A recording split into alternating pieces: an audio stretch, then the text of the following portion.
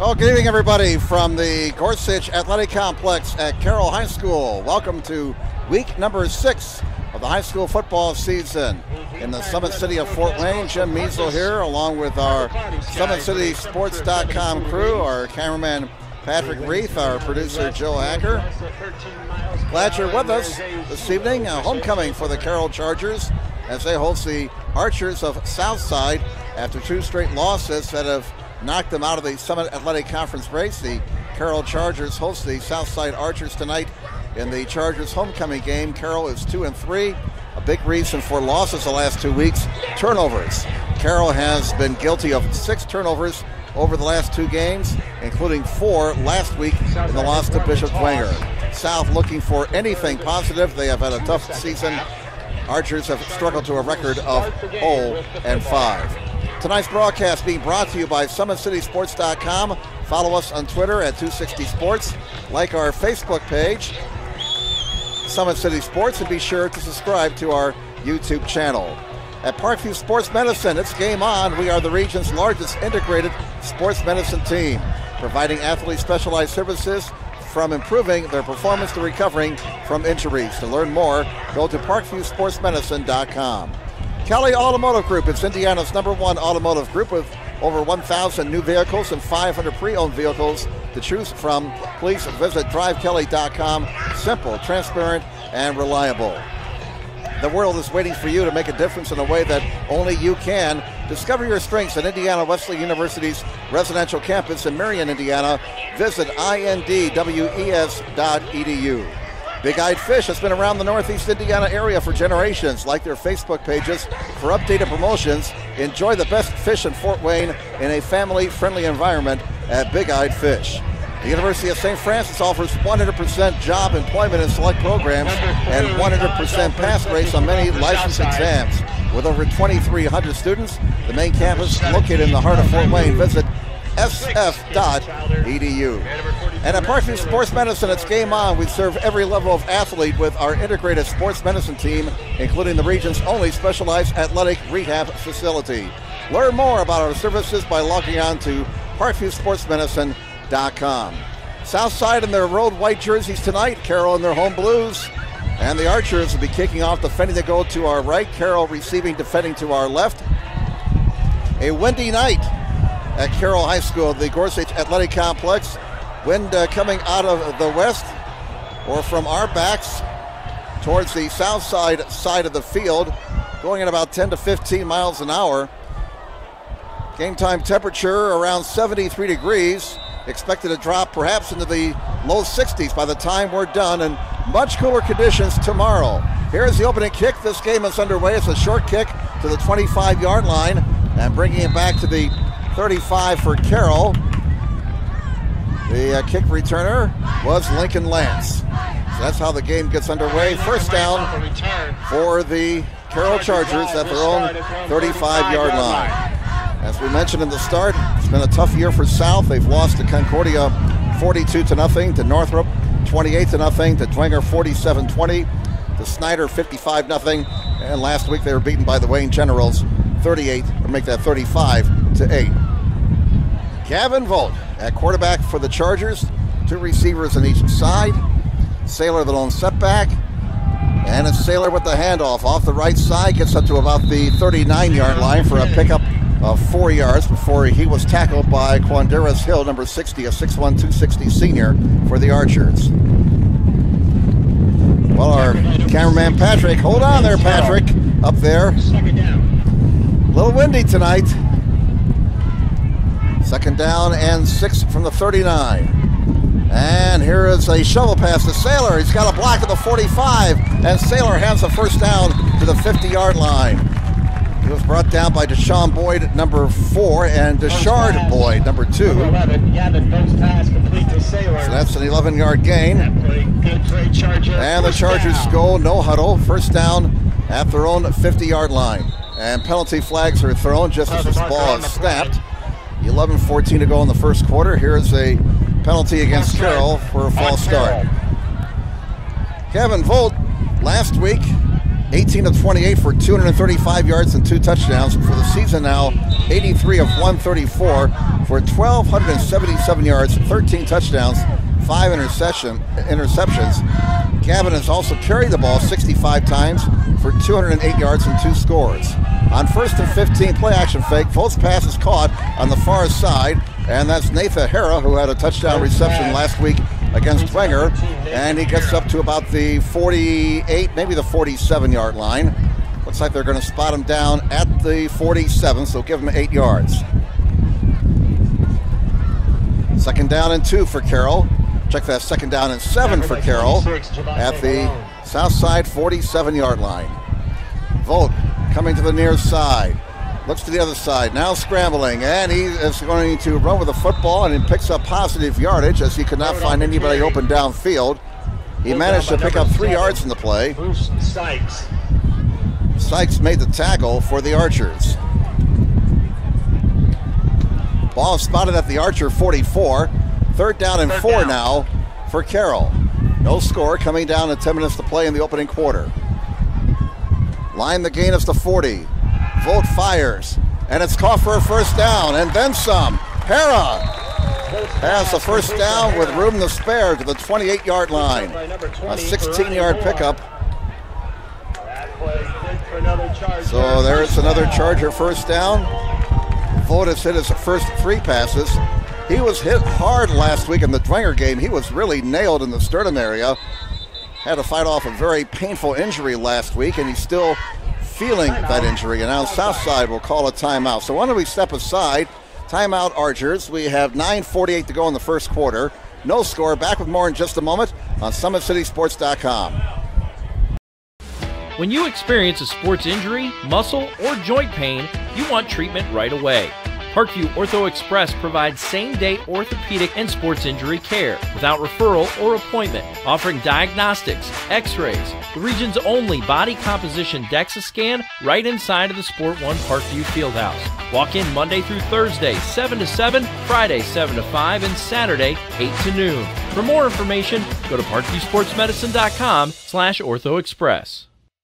It's the comets. Comets falling from the sky. Comets falling from the sky. Comets falling from the sky. Comets falling from the sky. Comets falling from the sky. Comets falling from the sky. Comets falling from the sky. Comets falling from the sky. This is the first time I've been able to do this kind of more complete understanding or view of your body. One of the things that's really important about this is that it's kind of legitimizing us as athletes. Parkview Sports Medicine. Game on.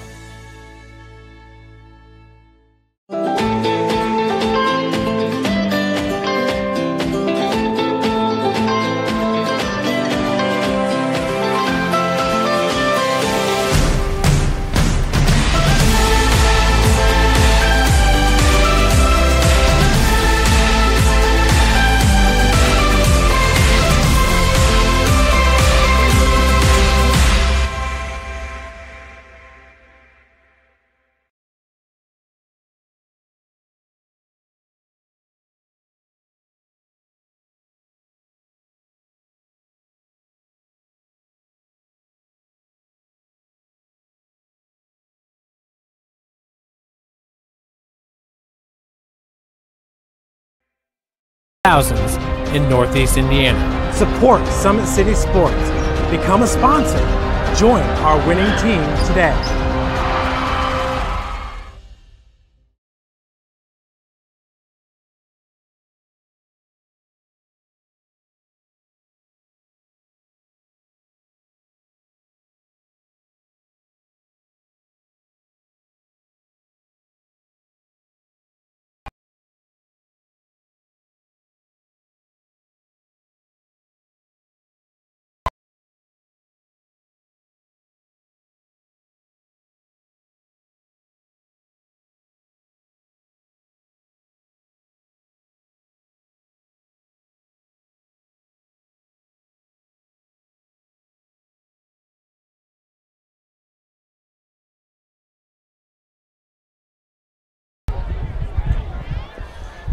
All right, welcome back, everybody. I apologize for some technical difficulties. The Chargers of Carroll now face a 4th and 12 at the Carroll 31-yard line. A couple of incomplete passes and a running play that didn't work. So on fourth down, the Chargers go for it. Pass over the middle, call for a first down. And into the red zone at the 11-yard line. The reception made by number 2, Nathan Hara. Pickup of 21 yards. And a first down for the Carroll Chargers. So they convert a 4th and 12. And now they're knocking on the door. First down at the Southside 11-yard line. 2 receivers to the left, 2 to the near side, and just as the ball is snapped, we get a timeout taken by Southside. That's their second timeout during this opening drive for Carroll. So the clock is stopped with 8:38 to go in the opening quarter. Still no score. Lourdes has grabbed a 7-0 lead over the Northrop Bruins as Jordan Presley returns the punt, 42 yards for a touchdown. So Lourdes with the early 7-0 lead over Northrop. Lourdes trying to bounce back after their loss to Northside last Friday night. Taking a look at the Summit Athletic Conference standings heading into tonight's action. Dwenger in first place at 5-0. Snyder and Wayne, who are playing each other tonight in a big ball game, they're both 4-1. Lourdes at 3-2. Carroll, Concordia, Homestead, and Northrop all at 2-3. Northside's at 1-4, and Southside is at 0-5. Out of the Southside timeout, 8:38 to go in the first quarter. No score. This drive started back at the Carroll 25-yard line, and they've advanced the ball to the Southside 11. They just converted a 4th and 12. 2 receivers on each side. Saylor, the lone setback. Vogt throws to the near side. It's caught. Childers into the end zone. Give that man 6 points. Touchdown. Carroll Chargers. 11 yards. Vogt to Childers. That comes with 8:33 to go in the first quarter. Well, a windy night here at Carroll High School. Unfortunately, they had to cancel the skydivers who were scheduled to land here before the game. Just too windy for them. But they will have post-game fireworks here as part of their homecoming celebration after the game. Penalty flags are thrown on the snap as Trevor Horton was on to try the extra point.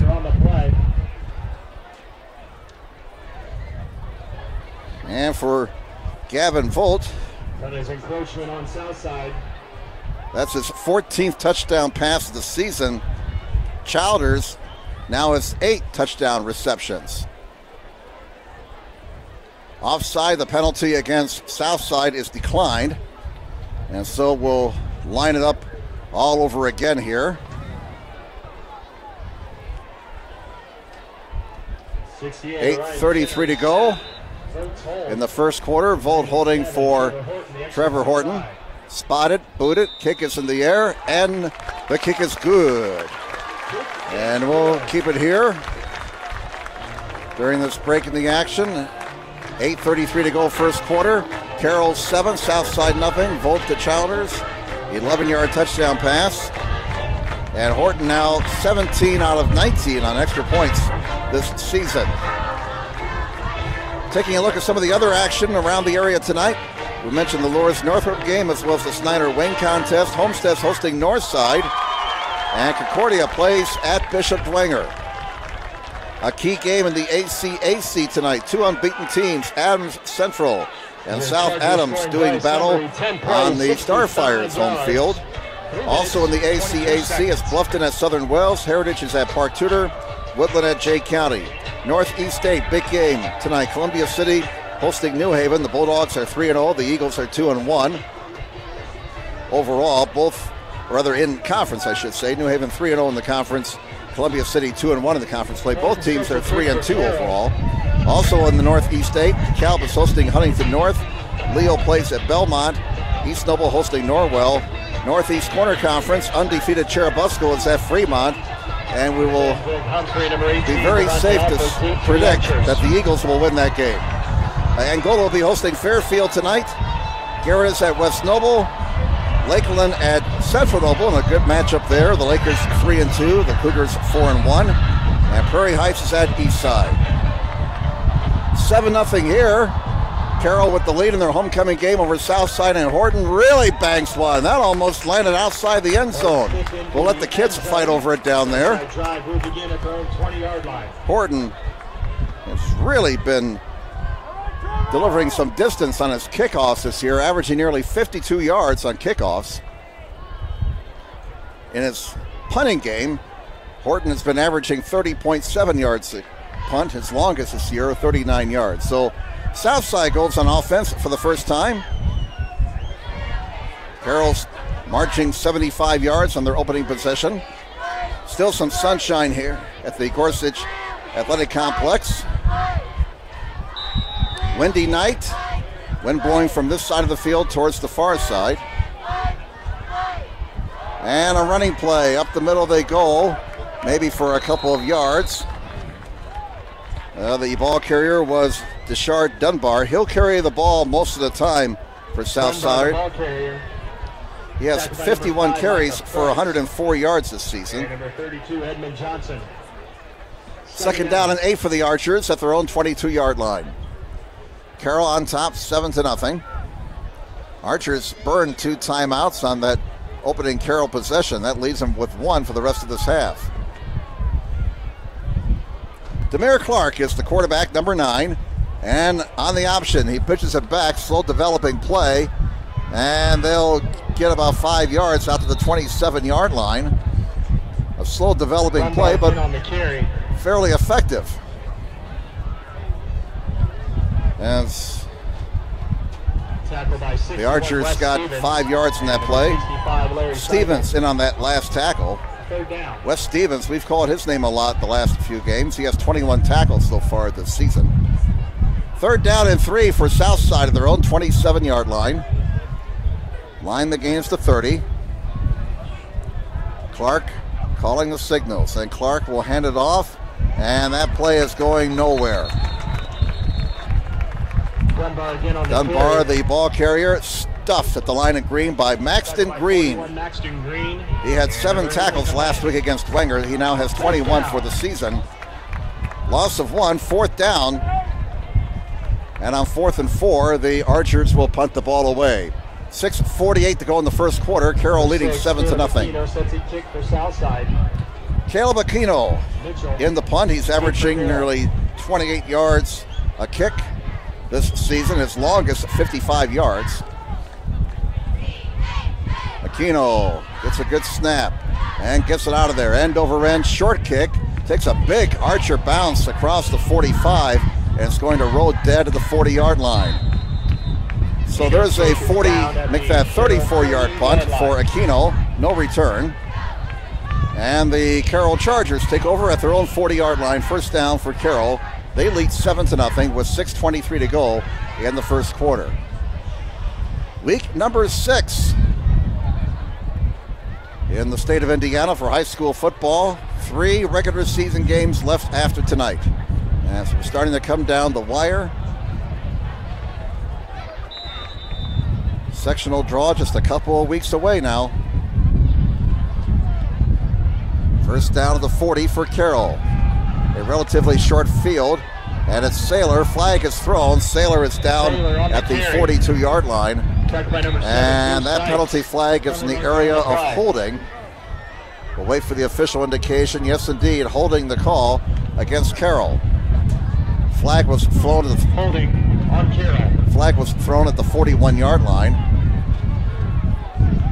And they'll mark it off in the spot of infraction.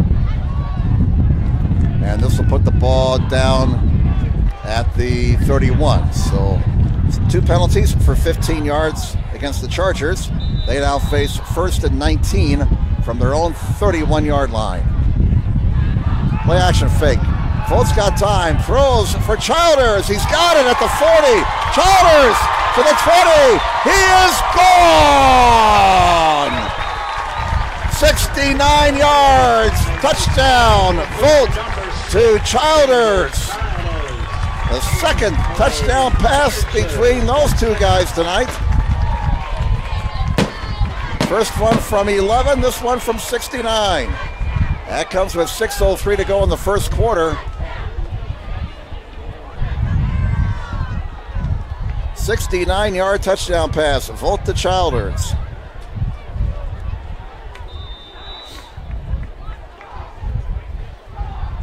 Waiting for Horton's point after touchdown, spotted, booted, and the kick is good. So new score on the board. Carroll 14, Southside nothing. And we'll take a timeout. Back with more in a moment on SummitCitySports.com. Parkview Sports Medicine is an integrated sports medicine team. We're treating injuries when and where they happen and working to prevent them before they do. We believe the best care is coordinated care, helping ensure you get the individualized services you need every step of the way, offering innovative treatment techniques to get you or the athlete you love back in play. Reaching higher, pushing further. Parkview Sports Medicine. Game on. Welcome back, everybody, to the Gorsuch Athletic Complex at Carroll High School. Jim Measle here, along with our cameraman, Pat Reith, who we hope will not get blown away tonight. He's kind of a skinny guy up there. We had to give him a couple paperweights before we sent him up to the top of the press box. Windy night here. Joe Hacker's our producer. 14-0, Carroll the lead over Southside. And Horton again bangs one. It's into the end zone. Boy, what a weapon, huh? Every time he kicks it, it's like it's an automatic touchback. And the other team has to start at their own 20-yard line. So Volt unofficially is 6 of 8 already for 136 yards and 2 touchdowns. Childers with those 2 touchdown receptions, 2 catches for 80 yards. Childers now has 9 touchdown receptions this season. And with the 2 touchdown passes for Volt tonight, he now has 15 TD tosses here in 2018. And he's gone over 1,400 yards passing for the season, and there are still games to be played. He could easily wind up over 2,000 yards this season in passing the way things are going. Option look. Here's Clark keeping the ball, and a nice gain on first down, but hold on, there is a penalty flag down back at the 18-yard line, so this may be coming back. That stops the clock with 5:58 to go in the first quarter, and Carroll leading 14-0. And it'll be holding against Southside. So that nice gain on first down by quarterback Demare Clark is wiped out on the holding penalty. So that will put the Archers back behind the markers. The penalty flag thrown at the 18, and that is where the penalty will be marked off from. That's the first penalty of the night against Southside. And this will put the ball at the 9, half the distance to the goal line. So first down and 21 for Southside of their own 9-yard line. Archers backed up by the big kickoff by Trevor Horton and then the holding penalty. First and 21. Demare Clark, that quarterback, Deshard Dunbar right behind him. 2 receivers to the right, 1 to the near side for the Archers. First and 21 from the 9.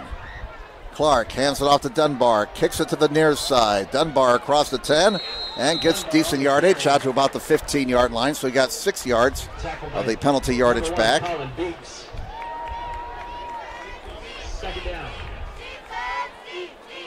Be second down and 15. Colin Beeks, senior outside linebacker, 5'6", 175 pounds, in on that last stop for the Chargers. Ball is spotted at the Archer 15-yard line, second and 15 for Southside. They trail 14-0. Now 2 receivers to this side, 1 to the right for the Archers on second and 15. And a quick pass to the near side, batted down, incomplete. Who got his arm up there? That was number 23, and that is Ray Vollmer. 6'2", 170 junior, knocking that pass down. So Clark's first pass of the night is incomplete. And the Archers face third and 15 at their own 15-yard line with 5:11 to go in the first quarter. Carroll, thanks to 2 touchdown passes from Volt to Childers, on top 14-0. Line the gain is to 30. 3 receivers to the right for the Archers. 1 step back. Here's Clark. Tries to set up a screen, and he missed connections with Dunbar. Incomplete. Just as well, the Chargers defense had that very well defended. So 4th and 15. Caleb Aquino will have to punt deep into his own territory. And there's another reason why Trevor Horton is such an effective weapon for the Chargers.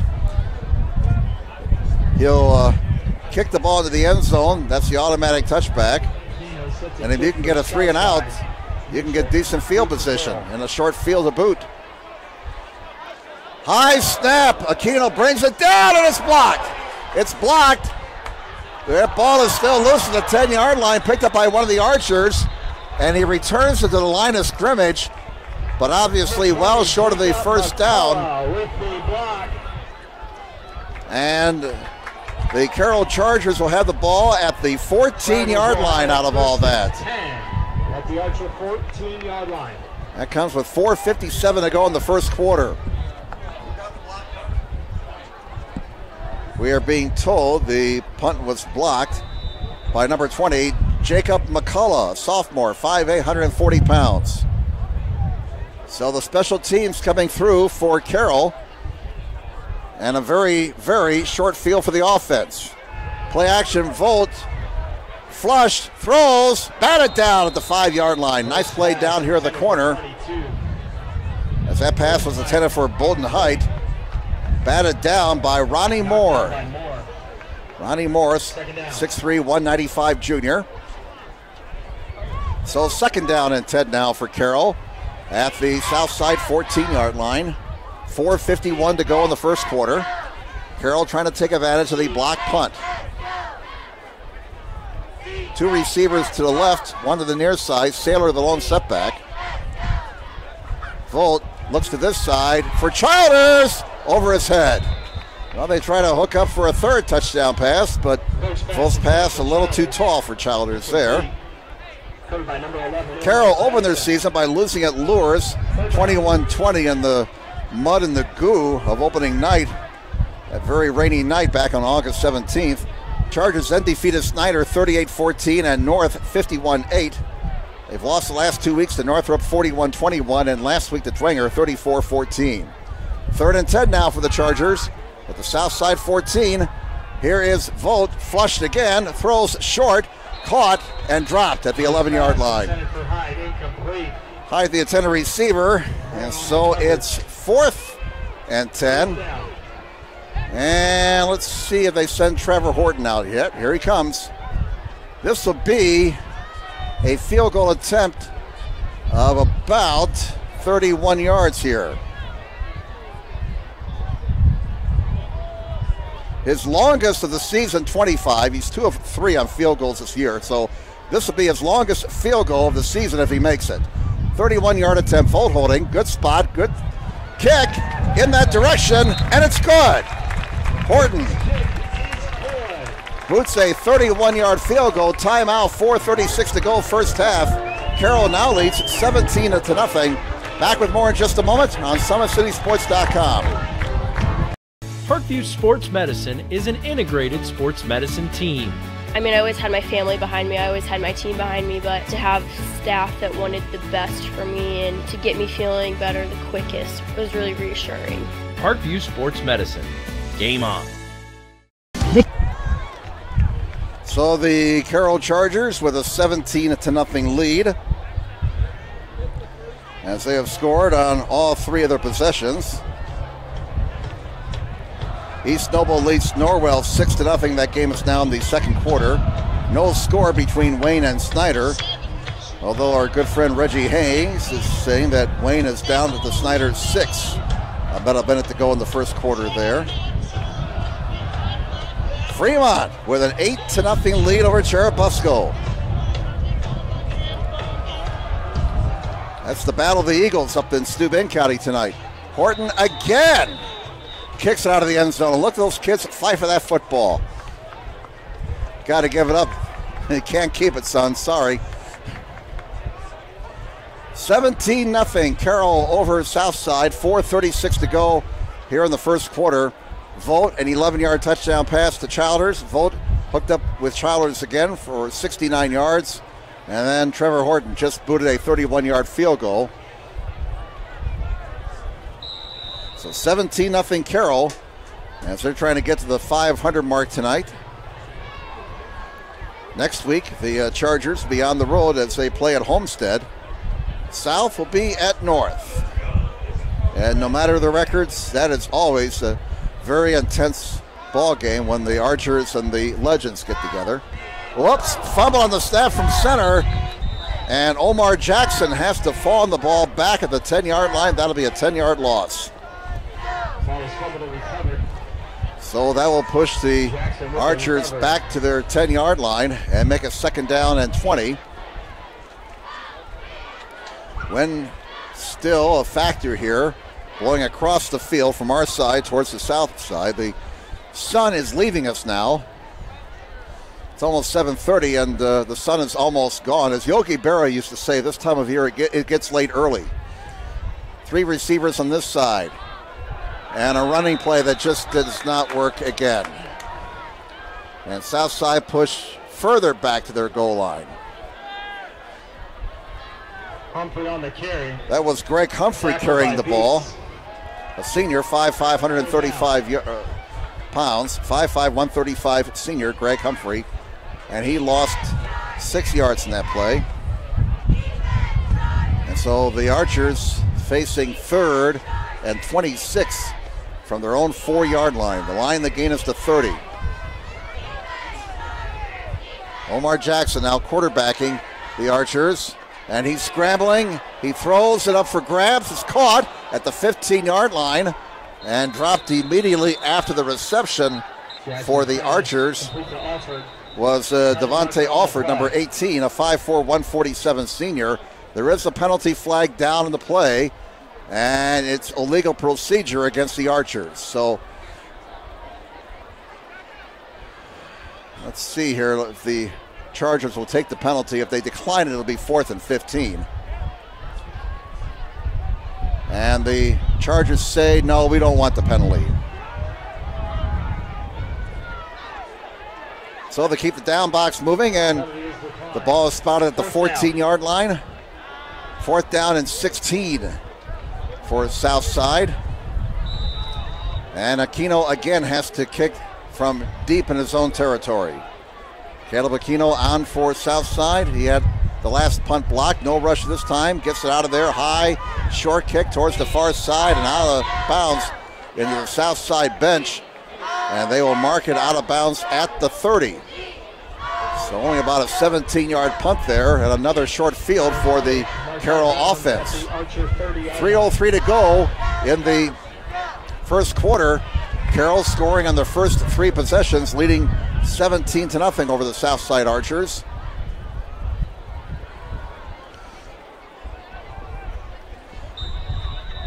First down for Carroll at the Southside 30. 2 receivers on this side, 1 to the left. And it's Saylor, big hole. Saylor fights his way forward to the 25-yard line after a gain of 5 yards. That'll bring up 2nd down and 5. Alford in on that last tackle. And Alford's having a fine season for Southside. He has 5 tackles for loss. 48 tackles for Alford this season, 33 of them solo tackles. 2nd down and 5 from the 25. Volt fakes the handoff, keeps it, gets a block, 1st down and then some inside the 15 down to the 11-yard line. Volt picking up 14 yards right there. We mentioned earlier he can run with the football. Boyd on the carry. Deshaun Boyd, the tackle. That run good for another Charger. 1st down. Deshaun Boyd credited with the tackle for Southside. Ball is spotted at the 12 where it's 1st down for Carroll. They lead 17-0 and they're going for more. Volt rolling to his left, throwing at the goal line into the end zone. Give that man 6 points. Touchdown.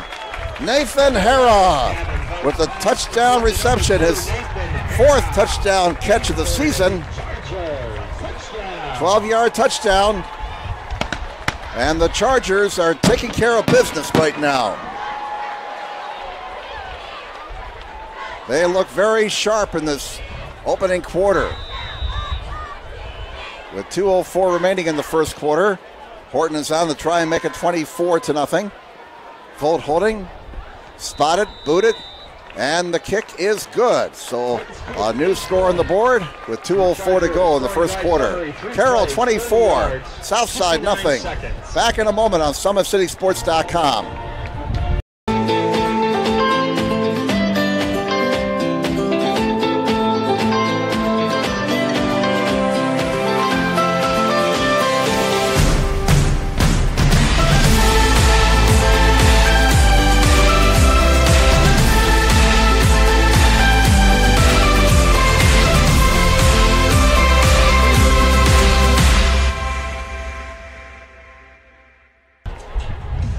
Welcome back, everybody. Out of town. Second quarter now. Columbia City leads New Haven 7-0. Norwell goes up 8-6 on East Noble. That game is also in the second quarter. And DeKalb leads Huntington North 7-0. That game is in the second. Eastside all over Prairie Heights 21-0. That game in the second quarter. Saints strike first at Zollner and lead the Cadets 7-0 with 8 minutes to go in the first half. Jay County and Woodland. Woodland 12-7 over Jay County. That game is in the second. DeKalb over Huntington North 7-0. That game is in the second quarter. Here at the Gorsuch Athletic Complex, as the wind blows the ball off the tee, Trevor Horton has to get it set up again. Can he kick it into the end zone again? He's been doing that all night and forcing Southside to start at their own 20-yard line.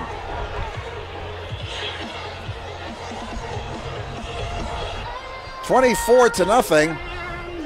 Well, the scoreboard says 23-0. That last extra point was good. I guess they haven't changed it yet, but 24-0. And here's the boot. And again, it's into the end zone. Look at the kids. Look at the kids. There's about, I tell you, every time Horton kicks off, about 10 kids gather in the back of the end zone waiting to catch the ball. And I hope they realize they can't take it home with them.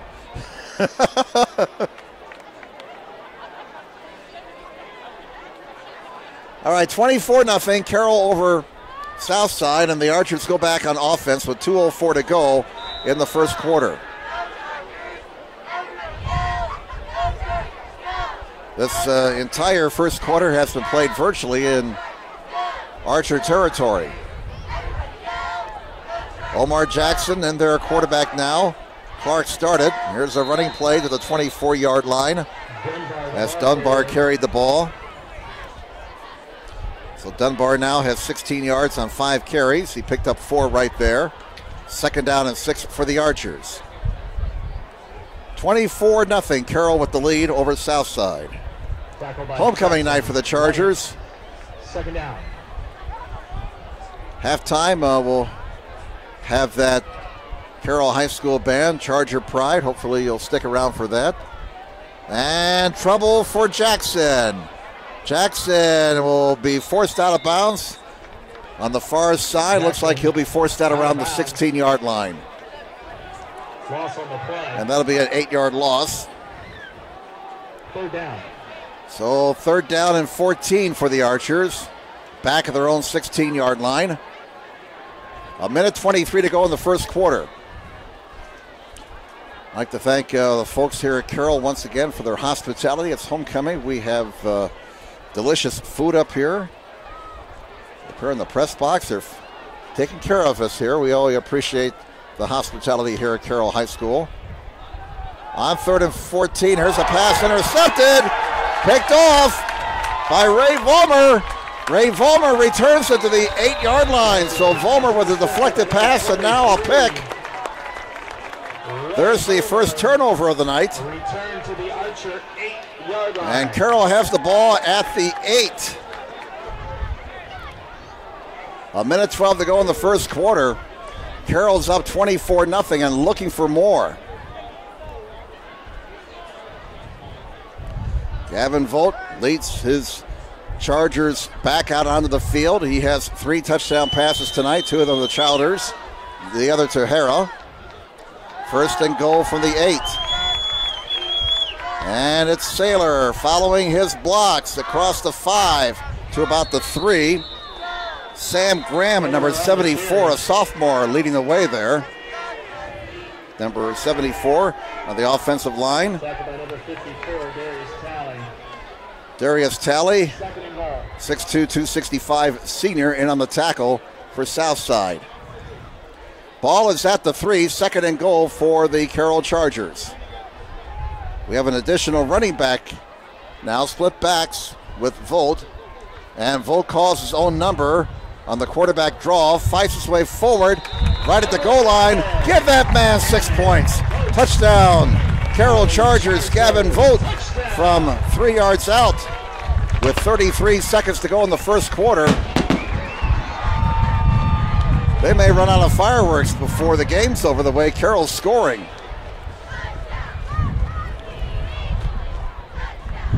Horton on to try for the extra point. Volt holding.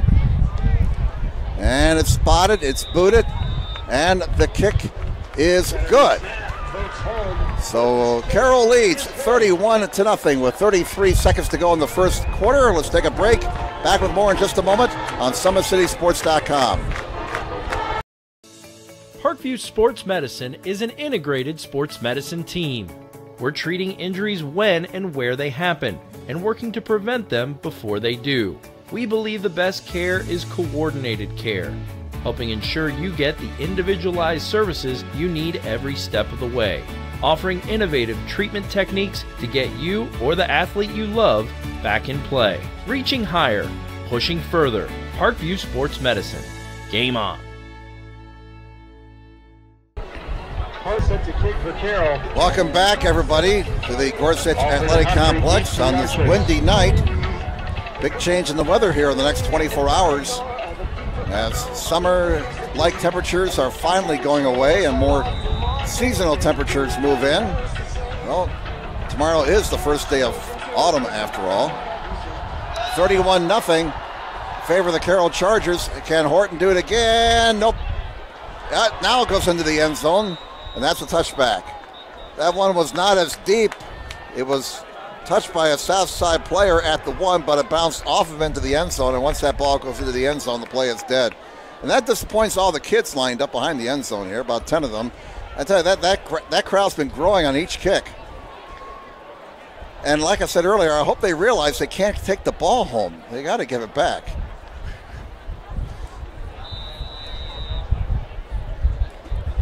So first down for Southside at their own 20-yard line. 31-0. Carroll with the lead over Southside. Volt has thrown for 3 touchdown passes. He'd run for another. Horton with a 31-yard field goal as well for Carroll. And here's a pass. That is intercepted at the 34-yard line.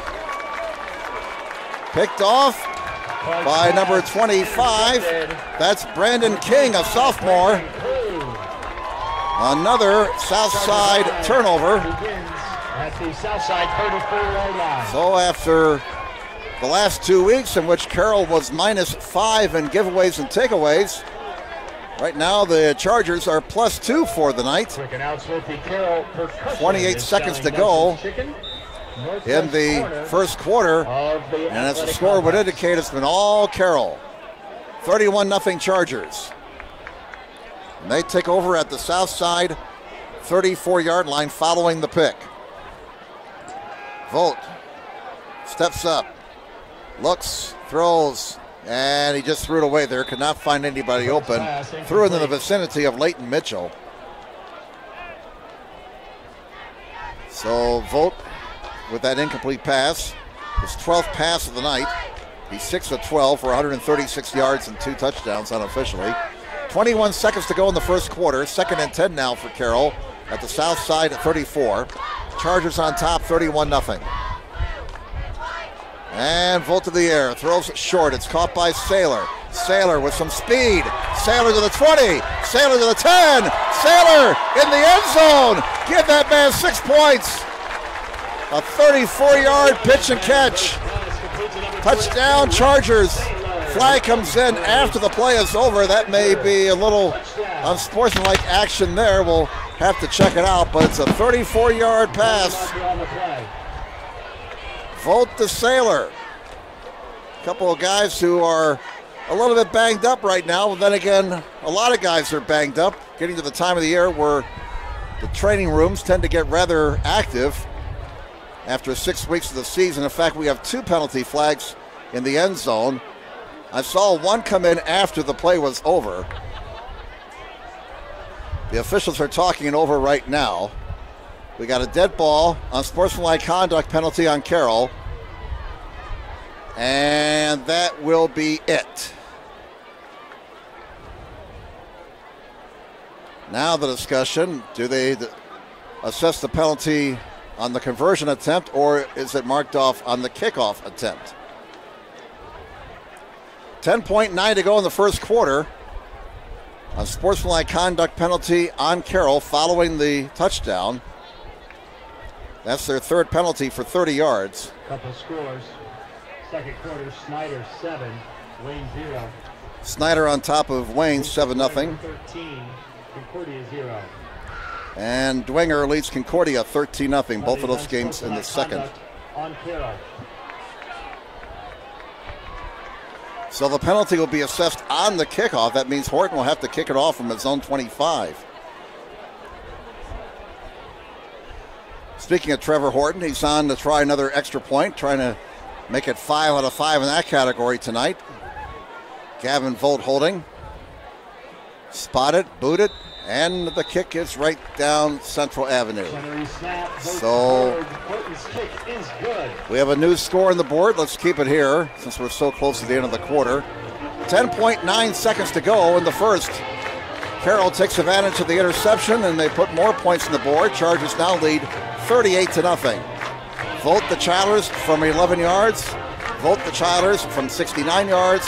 Horton a 31-yard field goal. Volt the Harrow from 12 yards. Volt a 3-yard run. And Volt the Sailor 34-yard touchdown pass.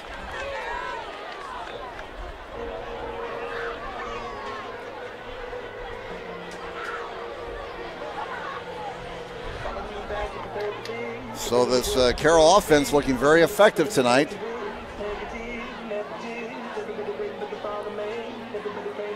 I got Volt for 170 yards passing tonight. 7 of 13 in the air.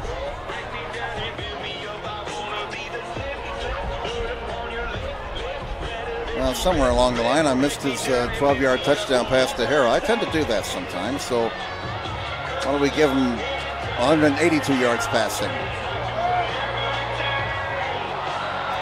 Harrow's got 4 catches for 57 yards and a score. So now Horton has to kick off from the 25 following the unsportsmanlike conduct penalty. And this time he will not kick it into the end zone.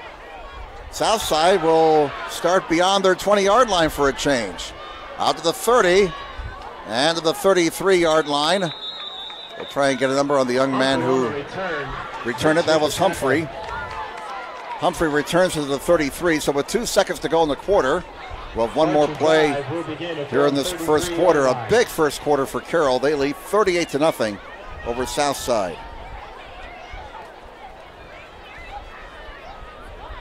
Homecoming night for the Chargers has been a happy one so far. Windy conditions, they had to scrub the pregame parachute landing. The skydivers had to scrub their landing here, unfortunately. Fumble on the handoff. Beanbags are down all over the place. Carroll has the football down to the 5-yard line as the fumble was returned by number 17, Terrell Griffin. And that's how the first quarter comes to an end, with Carroll leading 38-0. We'll change ends. Back with more in just a moment on SummitCitySports.com.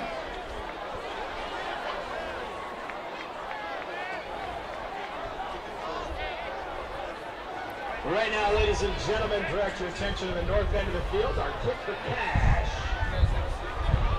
$500 check on the line here. Our kickers today, Danny Nieder, Tim Sneed, and Alex Brown.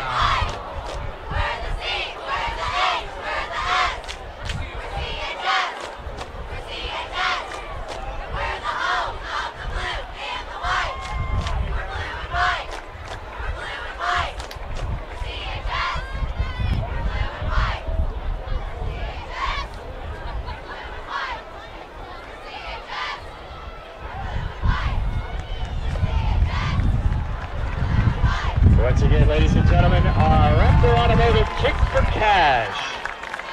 And ladies and gentlemen, right now, direct your attention here, 20-yard line in front of the student section for Raptor Automotive's kick for cash. Welcome back, everybody. Let's give you some out-of-town scores. Fremont and Cherubusco. 5-0 Cherubusco really having a tough time with 0-5 Fremont. They're tied 8-8 in the second quarter. Homestead with a 20-0 lead over Northside in the second. Wenger was leading Concordia 13-0. Second quarter, Norwell over East Noble 15-12. Of the Chargers. And, well, the Cubs lost 10-4 to the White Sox. Boy, they just don't make things easy on the fans, don't they? All right, back to football. So we start the second quarter. Following the fumble and return by Griffin. First and goal from the 5. And off the left side, down to the 3-yard line. That was Terrell Griffin. 17-12. Griffin, who just made the play on defense, picking up a couple of yards on offense, down to the 3. DeAndre Coach the tackle. Second down. Second and goal now from the 3 for the Carroll Chargers. They have scored on all of their possessions tonight. Off balance eye to the right. Griffin again fights his way forward and is going to be stopped at the line of scrimmage. Griffin again on the carry. A fine defensive play there. Stopped by Alford. So no gain. And the fans want number 17 to get the ball. The Carroll fans want Griffin to carry the ball here. Just underway here in the second quarter. 11 minutes to go until halftime. 38-0 favor Carroll. And they're going for more. And Southside has turned the ball over now 3 straight possessions.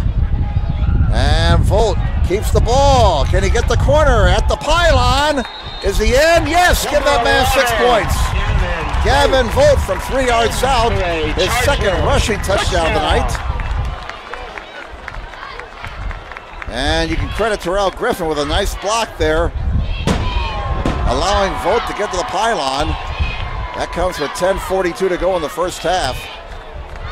44-0 Carroll with the conversion pending. Horton is on to tack on the extra point. He has not missed tonight. He also has a 31-yard field goal. Volt is holding. Spotted, booted in that direction, and the kick is good.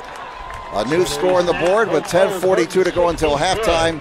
Carroll 45 and Southside nothing. Back with more in just a moment on SummitCitySports.com. Please report to the main gate. Parkview Sports Medicine is an integrated sports medicine team. We're treating injuries when and where they happen and working to prevent them before they do. We believe the best care is coordinated care, helping ensure you get the individualized services you need every step of the way, offering innovative treatment techniques to get you or the athlete you love back in play. Reaching higher, pushing further. Parkview Sports Medicine. Game on. Welcome back, everybody. And Carroll, if I can use a NASCAR term here, has checked out. 45-0. They lead the Southside Archers with 10:42 to go in the first half. We have New Haven and Columbia City now tied 7-7 in the second. Northrop has come back, and they have tied Bishop Luers now 14-14 that game in the second quarter. Jeremiah Green scoring from 3 yards out for the Bruins. Horton kicks off again. He's really getting a workout tonight. This one is short, bounces at the 10, picked up at the 8. And to the 15-yard line, a flag comes in. Alford on the return. Alford returning the kick to the 16. And we'll check out the penalty flag, which was thrown at the 16-yard line. Good job by the Carroll special teams to keep Southside within their own 20. Waiting for the signal from the man in the white hat. Looks like it's against Southside. And a rather lengthy discussion here.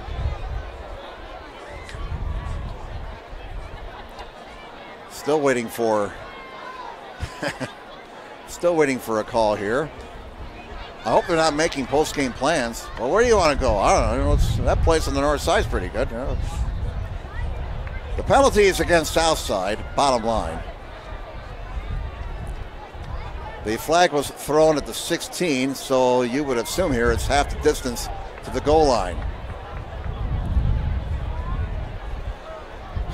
Let's go, fellas. As Rodney Dangerfield said in the movie, let's go while we're young. And the ball be spotted at the 8, so half the distance to the goal line.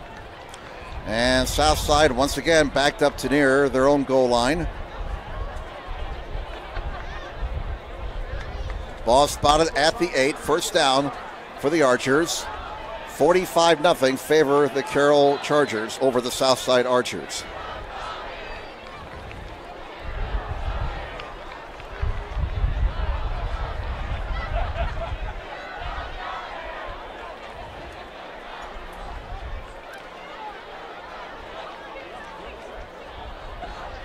We are being told that's a personal foul, illegal blindside block. It's the call against Southside. There's a running play that is stuffed at the line of scrimmage.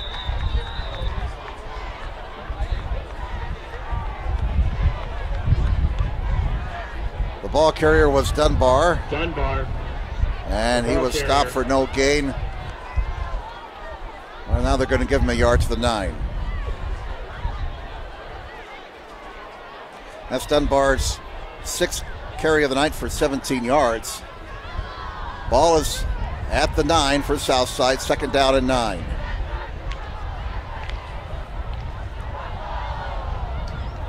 Second and 9 from the 9, and before the snap, a flag is thrown, and we have illegal procedure called against Southside. So on Southside, it goes from bad to worse for the Archers. Their third penalty for 22 yards. 9:55 to go until halftime. Carroll leading Southside 45-0. Ball is back at the 4 now.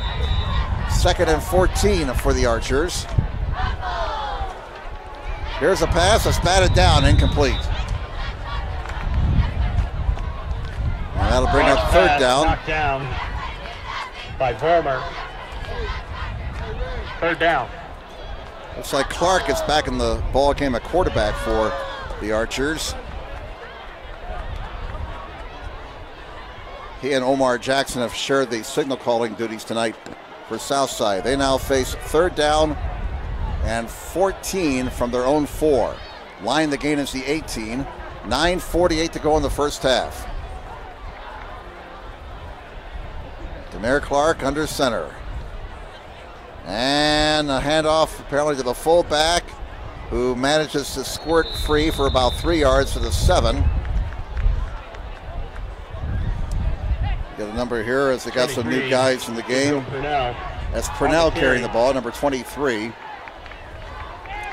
So they got about 3, and it's 3 and out for the Archers.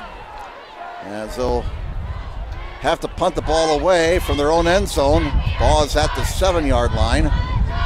Fourth down and about 10. Aquino standing about 5 yards deep in his own end zone. He had a punt block earlier. Good snap, no rush. Aquino gets it out of there, gets off a decent kick. Out to the 42, up to the 40, the 35. the 30, and to the 25-yard line. The kick returned by Leighton Mitchell, 6', 165 junior. And so another short field for the Carroll offense. They've been having short fields all night long. 45-0 Chargers with 8:56 to go in the first half. 1st and 10 from the Southside 25. Carroll has scored on all their possessions tonight. 2 receivers to the right, 1 to the near side. Saylor in the backfield. On first down, here's Volt looking to the near side. Now scrambling around, throws to a safety valve for the right flat, and it's caught on the far side by Nathan Hera. And he picked up about 4 yards there, so Volt making some smart decisions with the football tonight. Could not find anybody open downfield and checked off to a safety valve in the flat, and 4 yards out of all that. We'll call a 2nd down and 6 at the 21 for the Carroll Chargers. They'll run it. Saylor gets away from 1 man, still alive as he gets across the 20 to the 18-yard line for a pickup of 3 yards. Tripped up.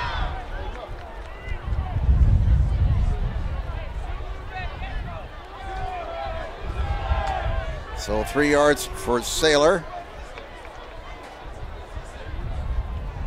Ball is at the 18-yard line. 7:50 to go in the half. 3rd down, we'll call it 3 to go for the Chargers. Movement on the line, and they make it a free first down here. Looks like offside against Southside. Yep, that'll be first down. On Southside. That'll be a first down for Carroll. This will put the ball inside the 15 at the 13-yard line. 1st and 10 for the Carroll Chargers at the Southside 13. Chargers with a 45-0 lead and 7:42 to go in the first half. 2 receivers on this side, 1 to the right. Volt sets up a screen. Saylor hit in the backfield. Flag comes in. Saylor is down at the 13-yard line. And a fine defensive play there by Trevor Hapner, a freshman, number 28 for Southside. Let's check out the penalty flag. That's in an area where there is hold, but actually it's going to be illegal use of the hands against Carroll, so that will push him back out of the red zone. An illegal block on Carroll. Illegal block is the call against Carroll. You can probably hear the band getting tuned up for their halftime performance. 7:32 to go in the first half. Carroll 45 and Southside nothing. 10-yard Markov puts the ball back at the Archer 24. 4th penalty for 40 yards against Carroll.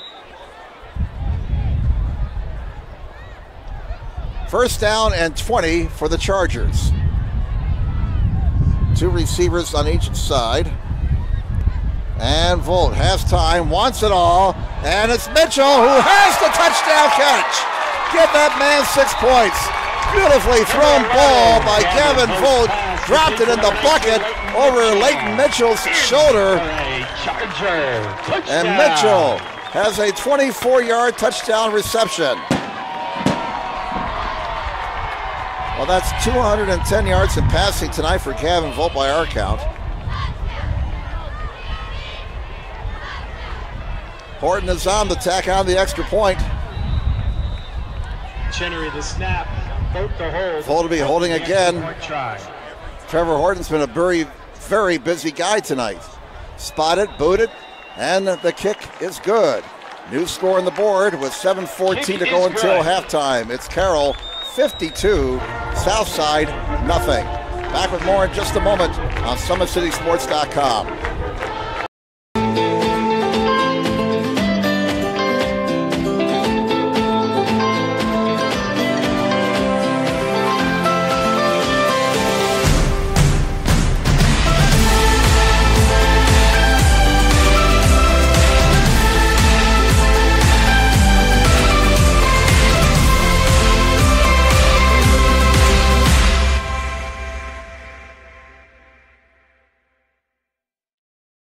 Both runners are running play coming home. From the crucial plays to the highlight of the game to the victory celebration, we are.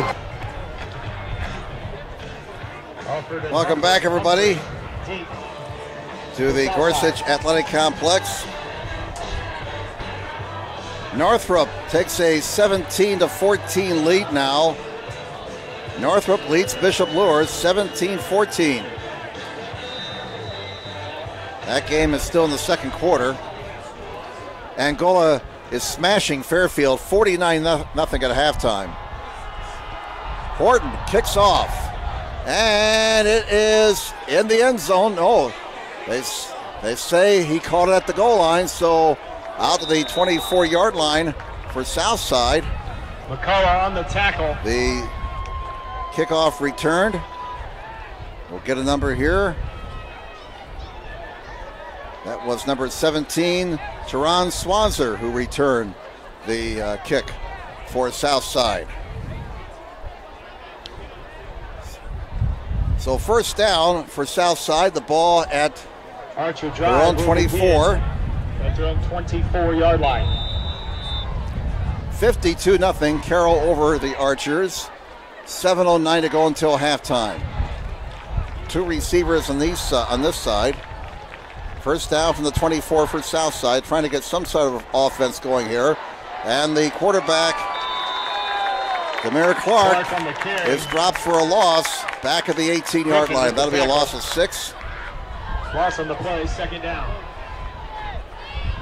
So again, Southside is behind the markers. Second down and 16 to go, back at the 18-yard line. Total domination here by the Carroll Chargers, as the score would indicate.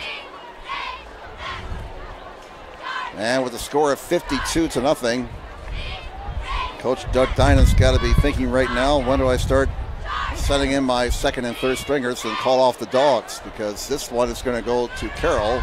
We might as well face it. Penalty flags before the snap, and a Southside penalty for illegal procedure. That'll be their fourth penalty for 27 yards.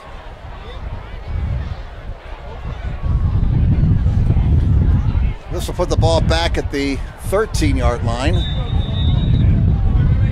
6:24 left in this first half.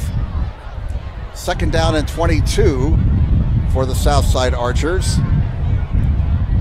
And here is a handoff off the right side to the 16-yard line. Ball carrier was Dunbar. And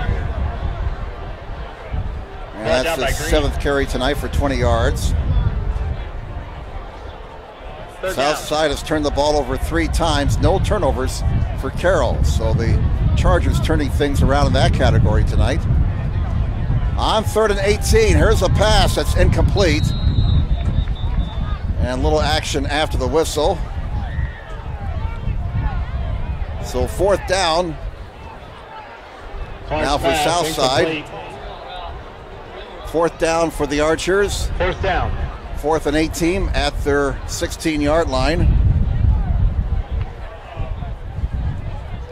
And Aquino is in punt formation once again for the Archers.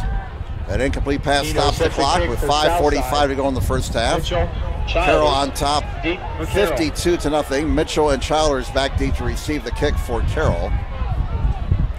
High snap, Aquino brings it down, gets off a decent kick out to midfield. Childers takes it, makes a couple of moves, and it's brought down at the 46-yard line. Brought down by number 21, Javarius Jones. Jones making the tackle for the Archers, number 21. And so the Carroll offense goes back on to the field with 5:34 to go in the first half. Carroll leading their homecoming game over Southside 52-0. And they got the backup quarterback in there now. So Gavin Volt has been replaced by Dylan Floyd. He's a 5'11", 165 sophomore. First down for Carroll at the Southside 46. And a handoff to the 45. Number 27, and Evan Harris. That is Evan Harris carrying the ball for the first time tonight. He picks up 4 yards. So Coach Doug Dynan, as we thought, 5, Sam Knight. pulling his starters here with a 52-0 lead.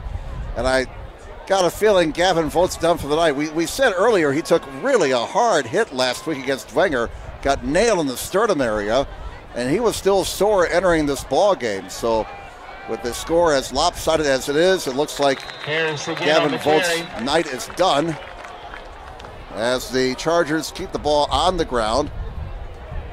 That was Evan Harris again picking up 4 yards. On the tackle. Third down. Third down for the Chargers. 3rd down and 1 at the Southside 38-yard line. 4:35 to go in the first half. 52-0 favor Carroll, and a penalty flag before the snap. Somebody apparently moved before the snap, and so instead of 3rd and 1, it'll be, well, check that, offside against Southside. We'll just let the officials call the game here, why don't we? 5th penalty for 32 yards against Southside. 1st down for Carroll, and that's the 2nd first down they've picked up via the penalty route in this first half. 4:28 to go until halftime. 52-0. Carroll over Southside. If we were in Indiana and Ohio, we'd be going to a running clock in the second half, but no running clock in Indiana. It's been talked about. We've had this discussion earlier this year for lopsided games like this. 9-yard carry for Evan Harris. And so that's his 3rd straight carry. And I got a feeling with the 52-0 lead, the Chargers will take the foot off the pedal here and keep the ball on the ground and try and shorten up the game as much as possible. 2 receivers on each side, 1 step back, that's Harris. He's a fake handoff, quarterback keeps it, Floyd. Floyd's got running room, flag comes in at the 16-yard line. Floyd is all the way down to the 3, but that will come back. In fact, we have 2 penalty flags down, one at the 17, and across the field there's a flag down at the 26. So this comes with 3:37 to go until halftime. So as the officials talk it over, we'll recap the scoring plays. Vogt the Childers from 11 yards. Vogt the Childers from 69 yards. Horton a 31-yard field goal. Vogt to Hara from 12 yards. Vogt a 3-yard run. Vogt to Saylor from 34 yards out. Vogt another 3-yard run for a touchdown. And Vogt to Mitchell for 24 yards and a TD. Northwest corner of the track. And that adds up to 52 points for the Carroll Chargers. And we have another long discussion with the officials.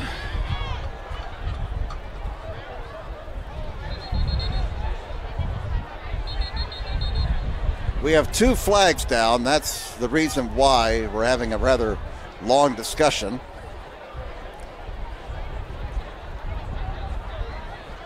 And now the Carroll sideline getting an explanation. And we'll mark it back to the 29-yard line. That penalty wiping off a nice run by Dylan Floyd. West corner of the track, please. So the penalty against Carroll puts the ball back at the 29-yard line.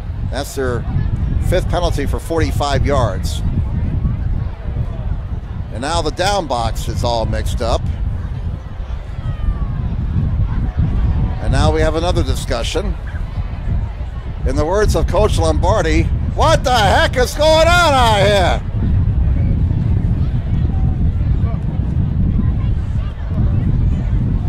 Well, we've had more discussions the last 5 minutes than Congress. And now they will put the ball at the 33 and mark it back even further.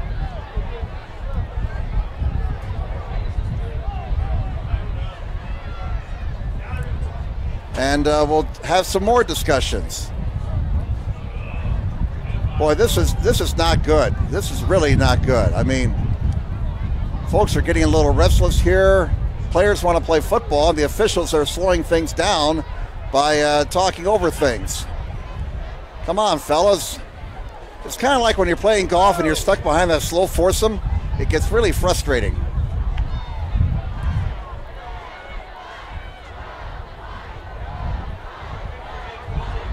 Well, they're going to move it again, it looks like. Well, this is not good. I tell you what, this crew is not going to get graded very well by this coaching, by either coaching staff. And now they're going to move it back to the, good grief. You know, this reminds me of what happened was it last year?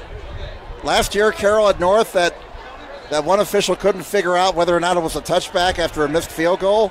Took him 10 minutes to figure it out. You know, this officiating crew should be in one of those airlines commercials. You want to get away? Oh, come on, guys. This is ridiculous.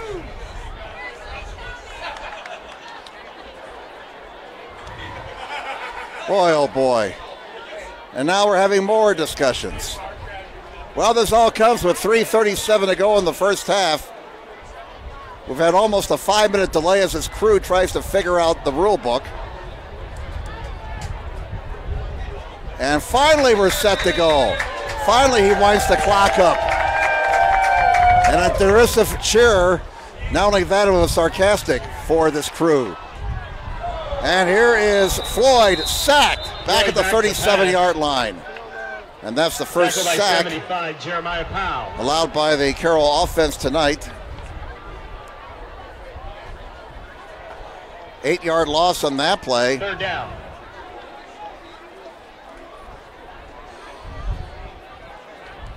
Jeremiah Powell in on that sack for the Archers.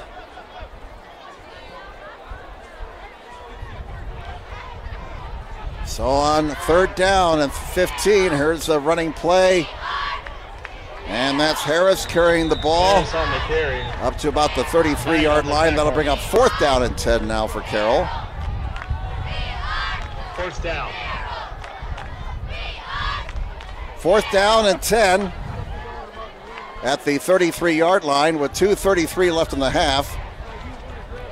Line the game's at 23. What does the Chargers want to do here? I don't see a hunt team out there. Looks like they're going to go for it.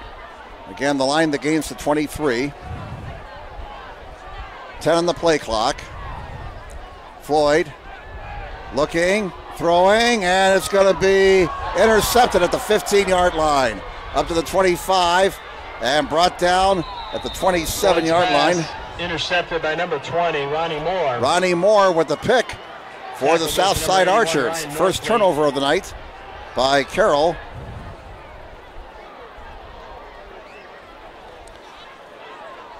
So Southside gets it back. Southside drive will begin with 2:05 to go in the first half. Chargers on top 52-0, and there's the first possession of the night for Carroll that does not lead to points. But the Chargers' momentum kind of stopped there as the officials messed around for about 5 minutes figuring out where to place the football and trying to figure out a couple of penalty flags. All right, first down for Southside at their own 28-yard line. And now, guess what? A whistle before the snap and a timeout taken by Southside. Why don't we step aside here? Back in a moment with Carroll leading 52-0. Back in a moment on SummitCitySports.com. Parkview Sports Medicine is an integrated sports medicine team. We're treating injuries when and where they happen and working to prevent them before they do. We believe the best care is coordinated care, helping ensure you get the individualized services you need every step of the way, offering innovative treatment techniques to get you or the athlete you love back in play. Reaching higher, pushing further. Parkview Sports Medicine. Game on. All right, update from out of town. Northrop in their homecoming game leads Bishop Lourdes at halftime 23-21. 49-yard touchdown pass, Seth Pearson to Quaylen Pettis. So also at the half in the big ball game, Wayne and Snyder tied at 7. Southside unable to move the ball offensively there.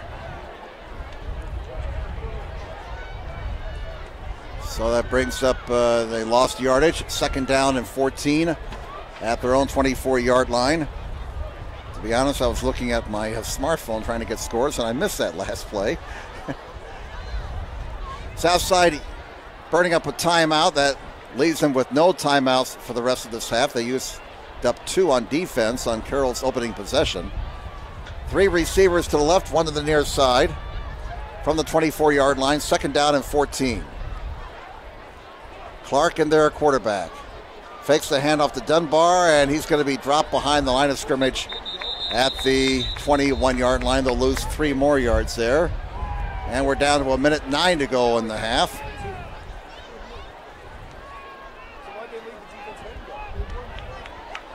Ball's to the 21 for Southside. 3rd down and 17.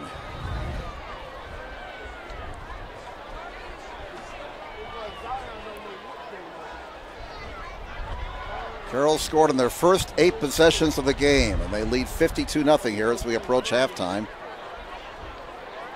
Play clock at 10, and Southside is still in the huddle, and they better hurry here. Down to 5, 4. They can't stop the clock. They're out of timeouts. And the play clock at 0, and did they get the play off in time? Apparently not. With 28 seconds to go. You know, it's 52-0. Why call that penalty? Really? It was the play clock was right at 0, and you know, sometimes you got to use some common sense here. But this crew doesn't have any common sense whatsoever. You know, we saw that earlier. Ball's back at the 16-yard line now, 3rd down. 3 receivers to the left, 1 to the near side. And here's a pass that's caught over the middle. Aquino with the reception, and another flag comes in. And that will stop the clock with 20 seconds to go. On the play. And a little extra stuff after the pass. And so cooler heads will prevail. Personal foul called on Southside. Foul on Southside. You know, they hadn't blown the whistle there on the delay of game. This half be over. And that would not have happened.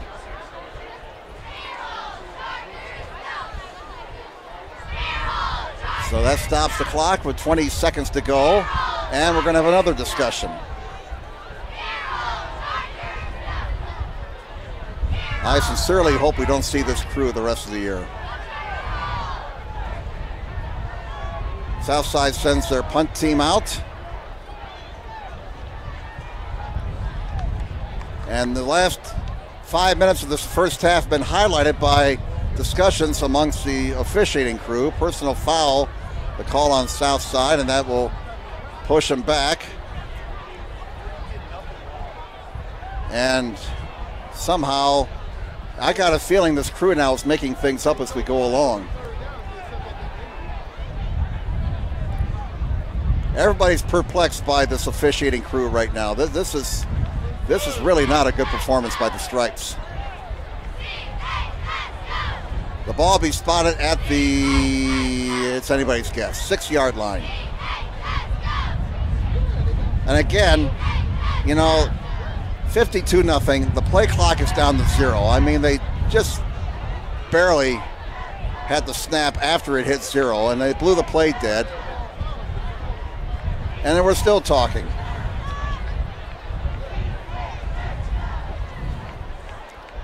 And now we're having more discussions. This is ridiculous. This is getting beyond ridiculous right now. And now we're moving the ball again.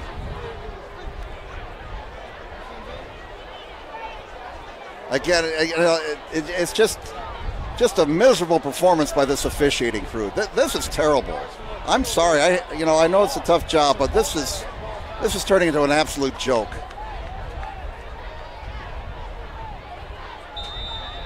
You know, it's homecoming. There's a lot of stuff going on, and now another whistle.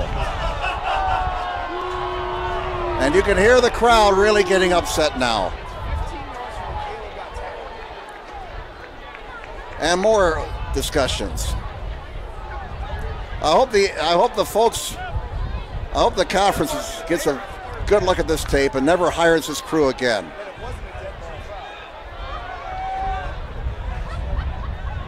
Well, now Yeah, it should be third down. They changed the down to fourth when actually it should be third.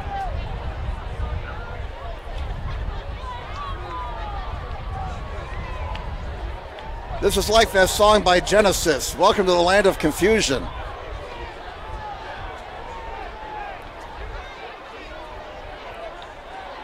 I'll tell you, this crew is just, I don't know. They should donate their paychecks to charity. 20 seconds to go in the half. Still, another lengthy discussion.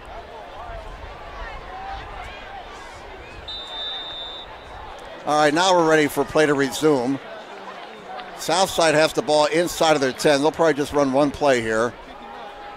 And they'll keep it on the ground to run out the remainder of the half.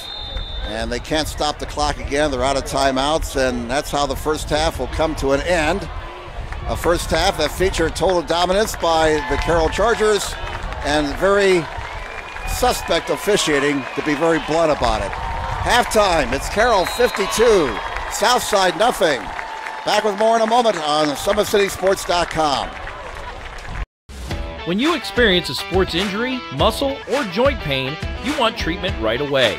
Parkview Ortho Express provides same-day orthopedic and sports injury care without referral or appointment, offering diagnostics, x-rays, the region's only body composition DEXA scan right inside of the Sport One Parkview Fieldhouse. Walk in Monday through Thursday, 7 to 7, Friday, 7 to 5, and Saturday, 8 to noon.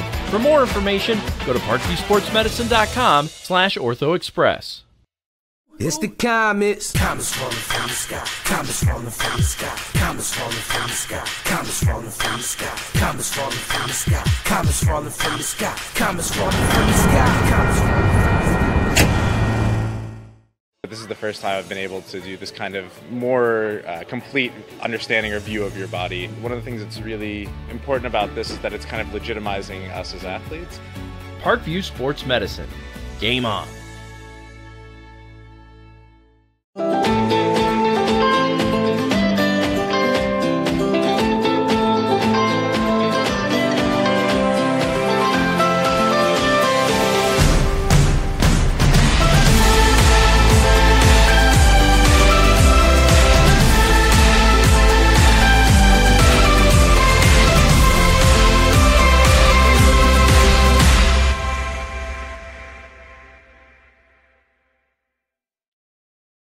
The Kelly Automotive Group is simple, transparent, reliable. Simple. Our customer specialists make buying a car easy and fun. Transparent. Our price listed is the best price. No hassle, no gimmicks. Reliable. Buy with confidence and peace of mind. We work hard to ensure the best value however you shop. Choose from over 60 vehicles under $10,000. Visit drivekelly.com. The Kelly Automotive Group. Simple, transparent, reliable.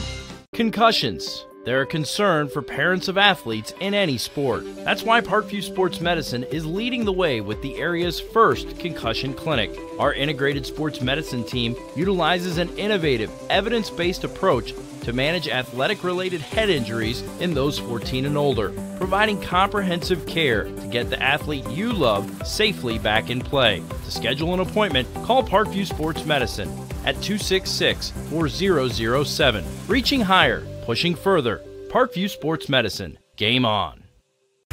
Get mad about blue. Get mad about your Fort Wayne Mad Ants. When looking for the best basketball action in town, it's the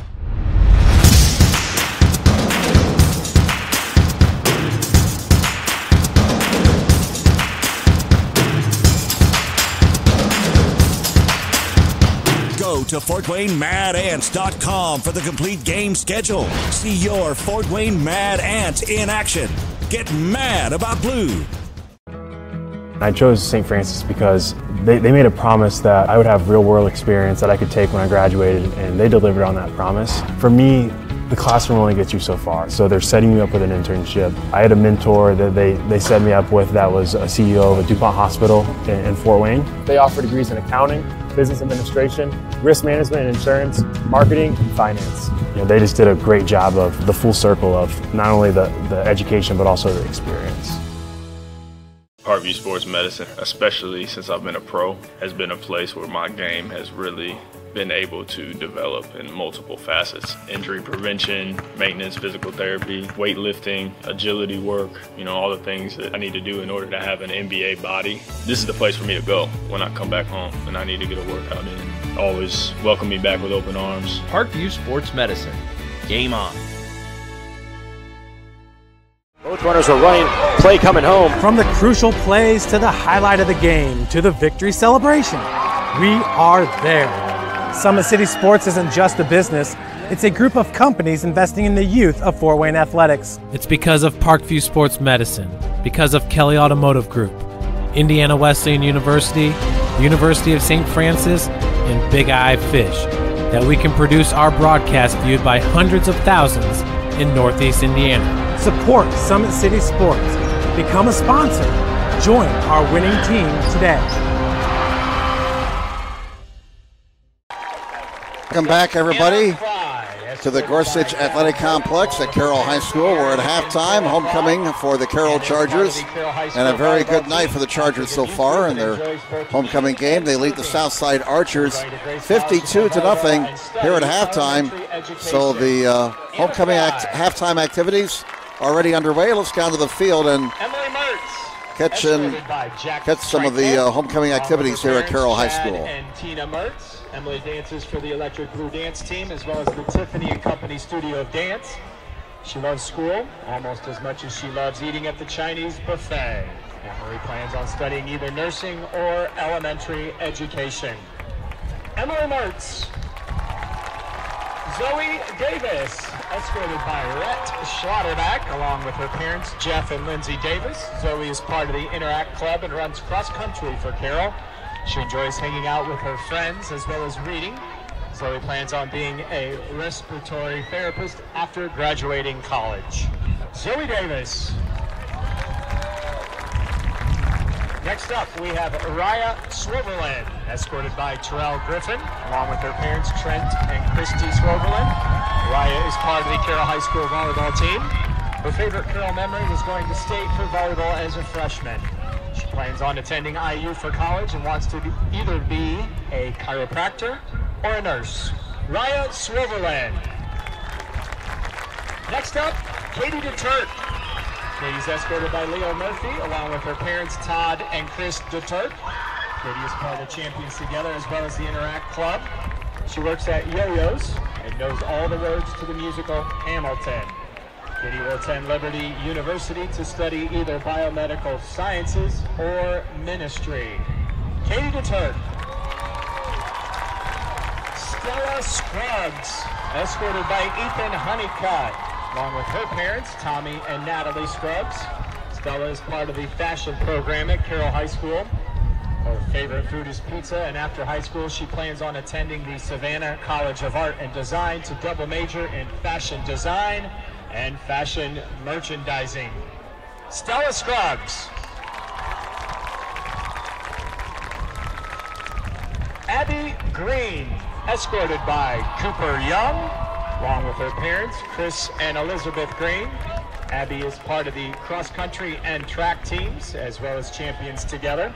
She has a 12.4 GPA out of 12 and would like to pursue a profession in the medical field. Abby Green.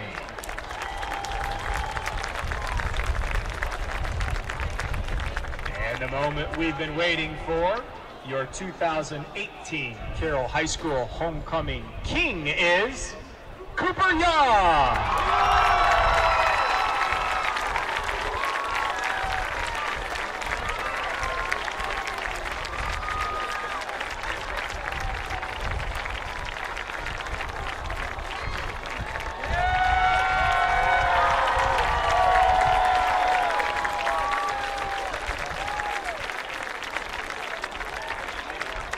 And your 2018 Carroll High School homecoming queen is Stella Scruggs.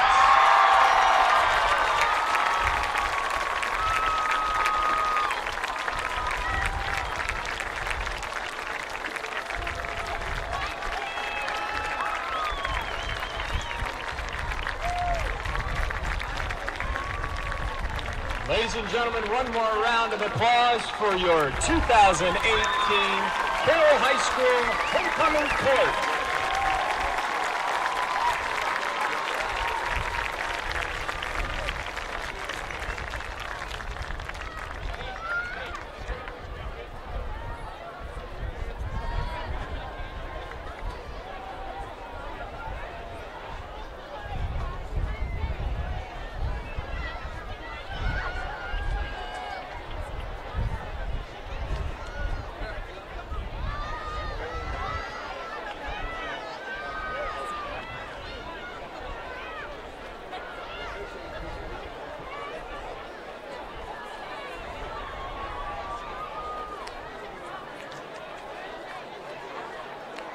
Ladies and gentlemen, please welcome to the field your 2018 Charger Pride Marching Band.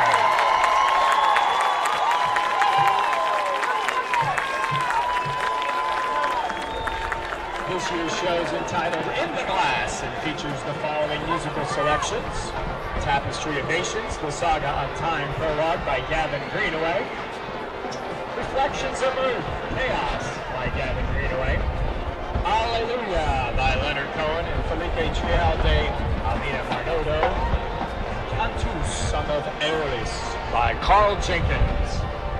The 2018 Charger Pride is the largest in school's history, with 193 members, and is led on the field by drum majors Megan Tarleton, Caitlin Cooper, Lissa Vanderweel, and Katerina Bliznov.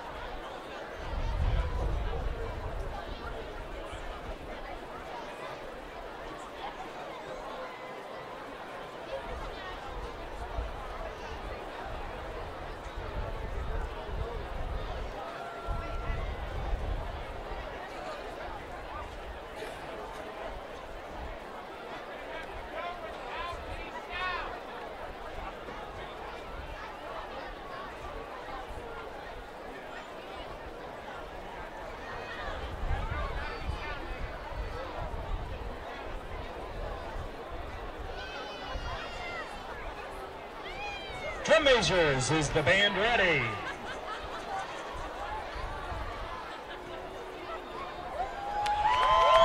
Charger Pride, you may take the field for your halftime performance.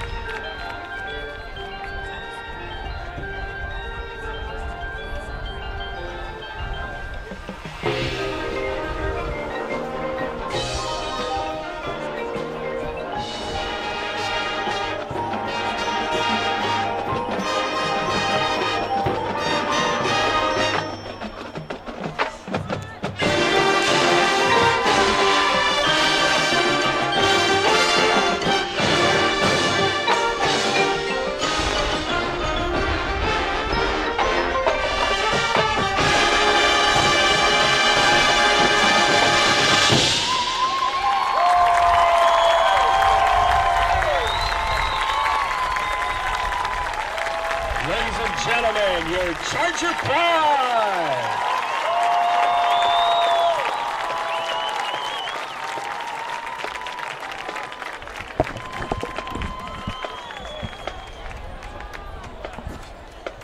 All right, a great halftime show here. Homecoming at Carroll High School. The 193-member Charger Pride Marching Band. You saw the homecoming king and queen get crowned as well. And everything's good in Charger land right now. Neon Nation watching their Chargers build a 52-0 halftime lead over the Southside Archers. Jim Measle here along with our fellow SummitCity.com crew members. Pat Reith on the camera, Joe Hacker producing. Let's give you some out-of-town scores here around the SAC in the third quarter. Bishop Dwenger leads Concordia 36-7. Third quarter, Lourdes and Northrop tied at 24. Last score we had on Homestead, they were leading 20-0 over Northside. That was the second quarter score. And in the third quarter was Wayne leading Snyder 14-7. Some other scores from around the area. The big game in the ACAC, the Adams Central Flying Jets leading South Adams Starfires 28-6 in the third quarter. Both Adams Central and South Adams were undefeated entering that ball game. In the Northeast 8, third quarter, Leo leads Belmont 28-14. Halftime, Columbia City was leading New Haven 14-7. Third quarter in a back and forth game, Norwell now leading East Noble 22-20. Northeast Corner Conference, they're breathing easier in Turtletown because Cherubusco, after falling behind early, now leading winless Fremont 29-8 in the third quarter. Fourth quarter, Angola all over Fairfield 56-0. In the fourth quarter, in Albion, Central Noble leads Lakeland 24-0, and Eastside was leading Prairie Heights 21-0. This week's Associated Press High School football poll in 6A, Snyder is ranked number 10. The top three teams are Warren Central, Brownsburg, and Avon. In 5A, the top three teams, New Palestine, Martinsville, and Decatur Central. In 4A, Dwenger remains number 1, followed by Northwood and Evansville Central. Angola ranked number 7. In 3A, Indianapolis, Chittard, Evansville Memorial, and West Lafayette, the top three teams. Bishop Lourdes is 10th, Concordia 12th, West Noble 14th. In 2A, Western Boone, Triton Central, and Tipton, the top three teams. Woodland ranked number 14. And in 1A, Pioneer and North Central, the top two teams. Adams Central and Cherubusco were tied for third. South Adams ranked number 6. Once again, 52-0 Carroll over Southside here at halftime. Why don't we step aside and here's some messages from some of our sponsors. We'll be back with more in just a moment.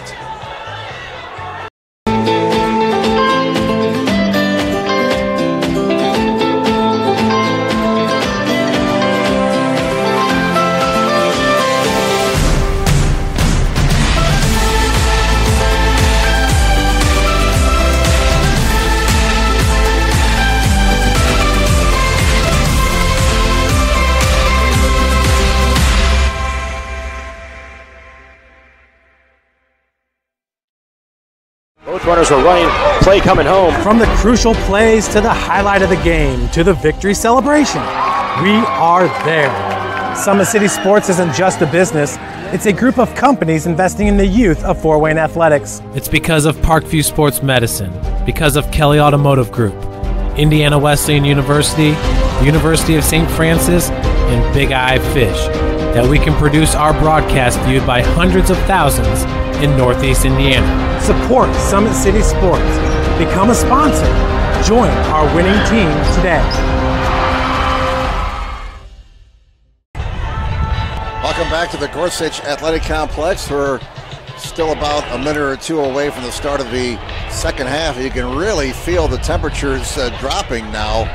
We're in the mid-70s at game time, and again, cooler and more seasonal weather moving in this weekend as fall kicks in on the calendar. Parkview Sports Medicine continues to lead the way in Northeast Indiana. Our specialized sports medicine team offers direct access to physical therapy and sports physicians in our new Parkview Ortho Express Clinic located at the Sport One Parkview Fieldhouse. No referral needed, saving you time and money. Visit ParkviewSportsMedicine.com to learn more. 52-0 Carroll here at halftime. Recapping the scoring plays in the first quarter, the Chargers put 38 up on the board as Gavin Volt threw 11 yards to Camden Childers for the first score. And then they hooked up on a 69-yard touchdown pass to go up 14-0. Trevor Horton booted a 31-yard field goal to make it 17-0. Volt threw his third touchdown pass of the night, 12 yards to Nathan Harrell. Volt then scored from 3 yards out, and then Volt threw a 34-yard touchdown pass to running back Red Saylor. And that came with 10 seconds to go. In fact, Carroll scored 2 touchdowns in the final 33 seconds of the first quarter, thanks to some turnovers by Southside. So it was 38-0 Chargers after 1. Carroll tacked on 2 more scores in the second. Volt scored his second touchdown on the ground from 3 yards out, and then Volt hooked up with Leighton Mitchell on a beautiful 24-yard touchdown pass. Horton, besides the 31-yard field goal, he is a perfect 7 of 7 on extra points tonight. 52-0 Carroll here at halftime. Some first half stats. Carroll had 265 yards in total offense, and Southside held to 1 yard of total offense. The turnover story going Carroll's way tonight as compared to the last couple of weeks. 2 interceptions and a fumble for Southside, 1 interception for Carroll. Penalty yards, 5 against Carroll for 45 yards, 7 against Southside for 44 yards.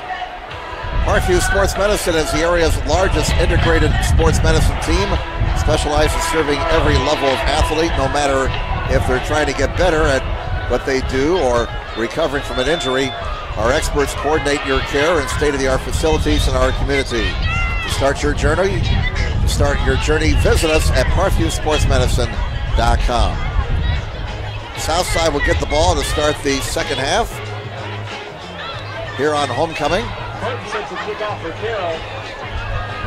And some of the folks who brought jackets and sweaters to the game are probably glad they did, because that temperature is really dropping right now. We were at 73 at the start of the game, and a definite autumn chill in the air now, as according to my weather app, we're down to 67 degrees. And it's supposed to get down to maybe about 65 by the time the game ends. And the wind is making things feel cooler as well. So, all right, there's the second half kickoff, and it's inside of the end zone. So there's the touchback. Horton does it again. And Southside will have to start at their own 20-yard line. Carroll 52-0 as we start the second half.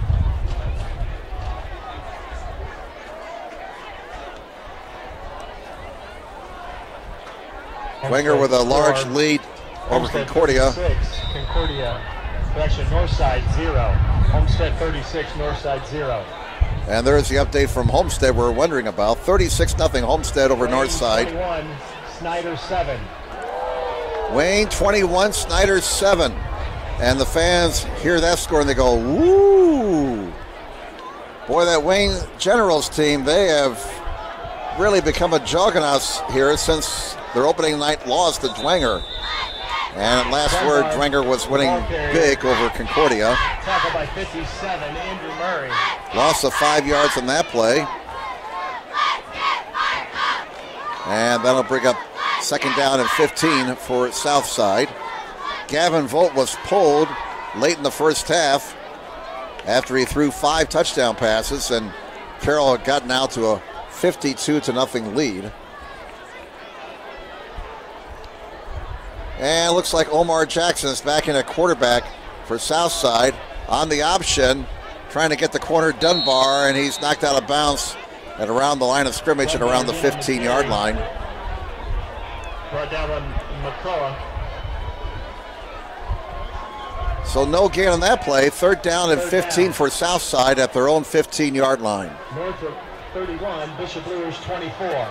Northrop has gone ahead of Lures 31-24. That game has been also going back and forth all night long. Line the gain is to 30. Southside has not gotten a first down tonight. And Clark throws from the far side. It's caught for about a 3-yard gain. Well short of the first down as Jackson made the catch. Clark's pass complete to Jackson. First down. So 4th down and 11 for Southside. 6, Concordia 7. Again, there's Dwenger leading Concordia 36-7. So Dwenger will stay in first place.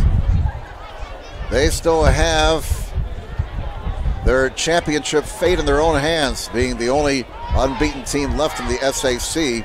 A little bit of confusion for Carroll as one guy came out of the field and started to run off, and whistles are blown before the snap with 10:35 to go in the third quarter. We've had this discussion briefly in the first half. If we were in Michigan or Ohio, we'd be having a running clock right now. Those two states have a running clock in the second half when a team gets ahead by 35 points. Now, the coaches in Indiana have talked about it in the past, but really have not come to any sort of agreement on having a running clock in this state. So Indiana remains about one of 10 states in the country that has stopped time for the entire game. There's a high short punt, and it's going to be dead at about the 32-yard line. So Carroll's offense goes back out with a short field as we approach 9 o'clock here at the Gorsuch Athletic Complex, homecoming. Windy conditions tonight. They had to call off the pregame skydiving, unfortunately. But fireworks on the schedule for after the game, and everybody just kind of sitting around waiting for that, with Carroll enjoying a big 52-0 lead over Southside. 10:18 to go in the third quarter. Dylan Floyd, who came on late in the second quarter, back out there quarterbacking the Carroll Chargers. And there's a big gain on first down as Evan Harris carried the ball to the 23-yard line for 9 yards. Floyd has only thrown the ball once since he came on, and it was intercepted on a desperation heave. It was a 4th down play. So Carroll with his sizable lead, I would imagine the pass plays have been put away for the night. 52-0. There's no use running up the score. Tough situation here for the Carroll coaching staff. You don't want to make the pain any worse for Southside, yet you still want to maintain your poise and not get sloppy. Harris has the first down to the 19-yard line. A flag comes in on the tackle. That may be a face mask. Marker on the play.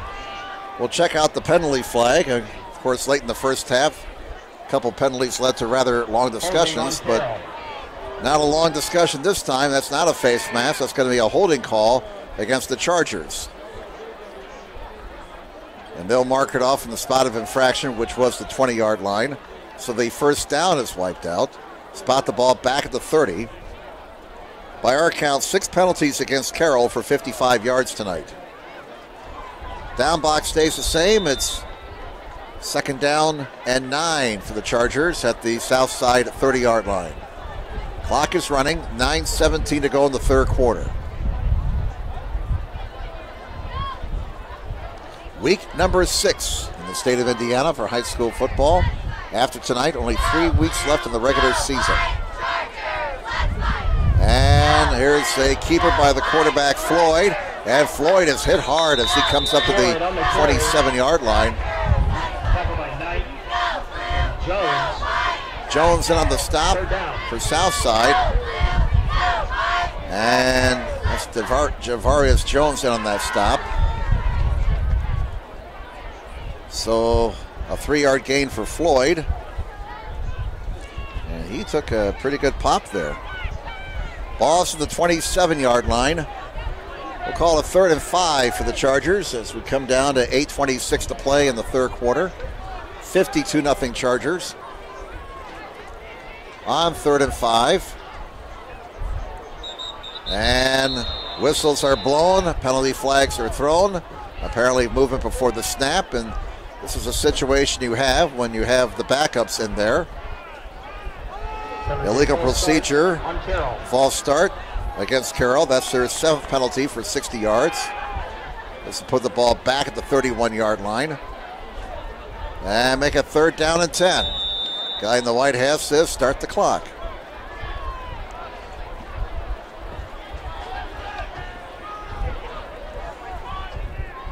Third and 10 from the 31 for Carroll. 2 receivers on each side, lined against the 21. Dylan Floyd, number 12. That may be a busted play. Now Floyd throws, and it's incomplete. A 10 on the far side. And slipping on the track over there.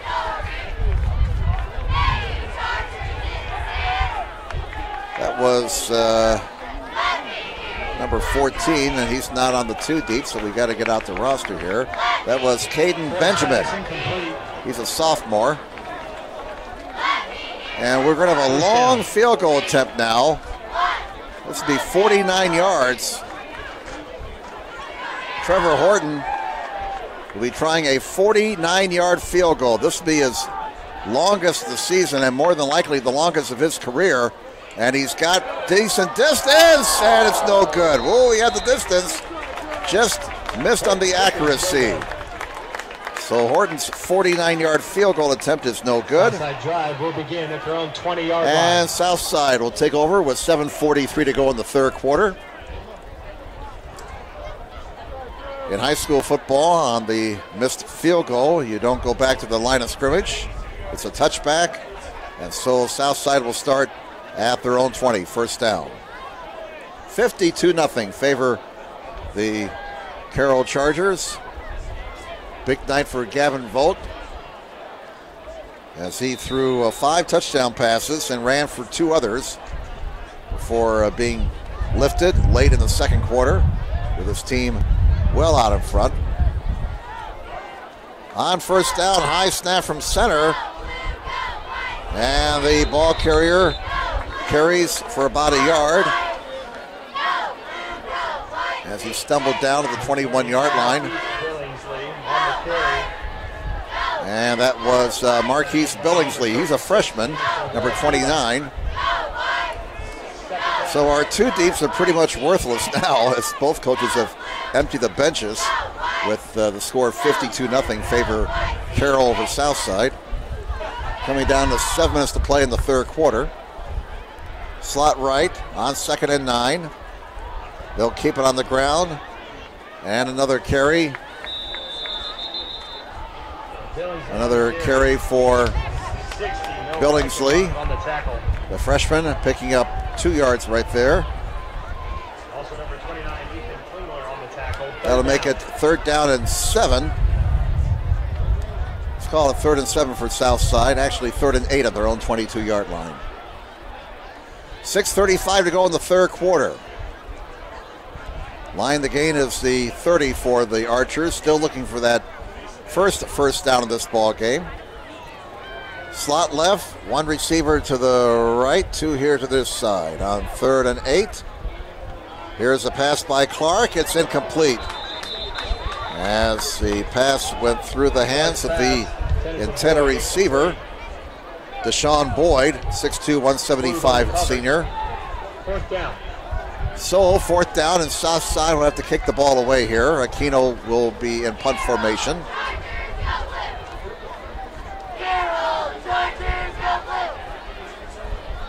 And we got some new guys back to return the punt here for Carroll. One of them is number 14, and that is Caden Benjamin.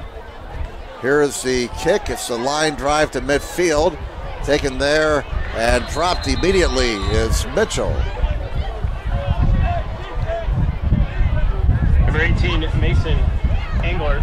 Check that. That's not 19. That's number 18. Returns Aquino's kick. Caught the punt. Tackle by Knight. And that is Mason Englert.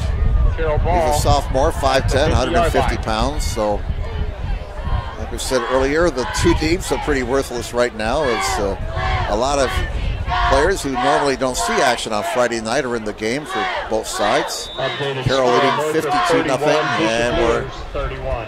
halfway through the third quarter. Boy, they got a barn burner over at Spooler. 31-31, Lures at Northrop now. There have been a lot of exciting games in the SAC this season. This is not one of them. Here's the carry to the near side, and that's Harris again, and Harris stays in bounds for about a yard. Brought down here on the near side. And again, got to go to the roster because the two deep is not going to be working. That was Rowan Akers, a freshman, number 34, making the tackle for Southside. Harris now 7 carries for 35 yards. Second down and 9 for Carroll. The ball's at the Southside 49. 5:23 to go in the third quarter. No scoring in the second half. 52-0 favor Carroll. 2 receivers to the left, 1 to the near side. Harris is going to be dropped behind the line of scrimmage. Dunbar in on the stop for Southside. And Trevor Hapner, number 28, a freshman, also in on the stop. Third down and 9 for Carroll at the Southside 49-yard line. One of the tough things to do if you're leading 52-0, if you're a coach, you got to keep your players engaged, especially the players who have been pulled. You know, you don't want them messing around on the sideline. You want them to, you know, keep focused on the game. It's tough to do when you're 16, 17 years old. There's a sack on Floyd. First down. A loss of 8 on the play. So fourth down, and Carroll, for one of the few times tonight, will have to punt.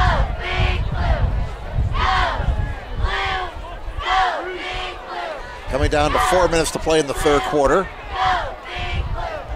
Trevor Horton, who does all the kicking duties for the Chargers, out the punt.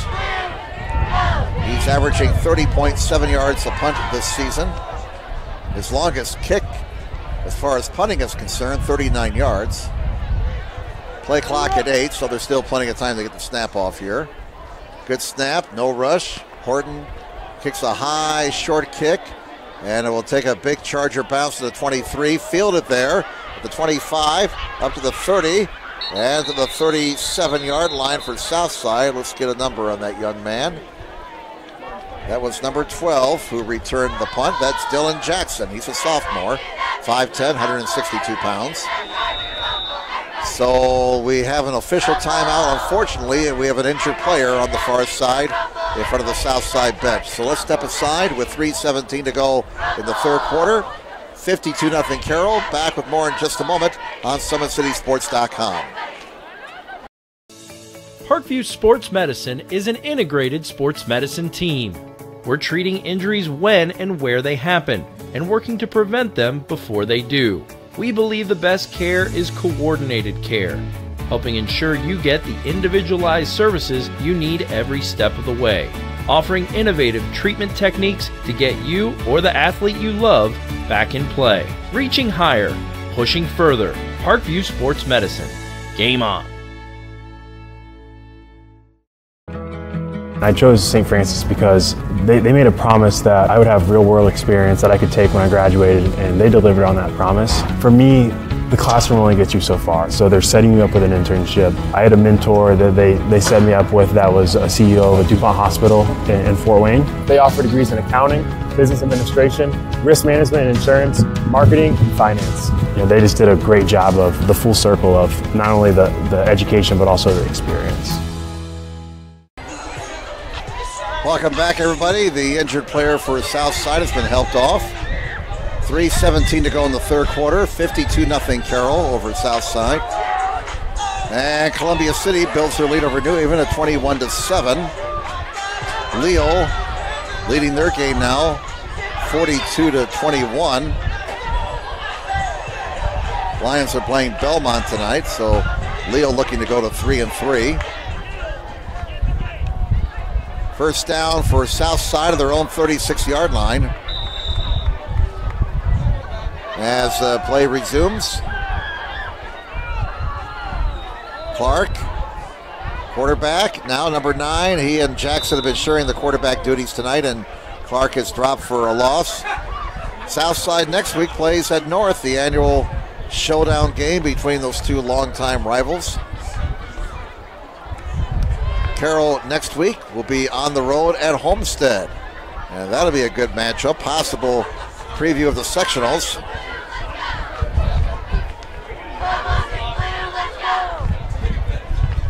Second down and 11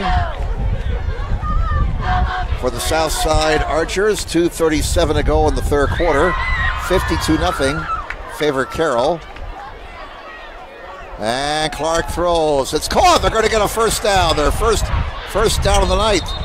The reception is made, and there are no flags. A 20-yard pickup. Devontae Alford with the catch. So the Archers move the sticks for the first time tonight.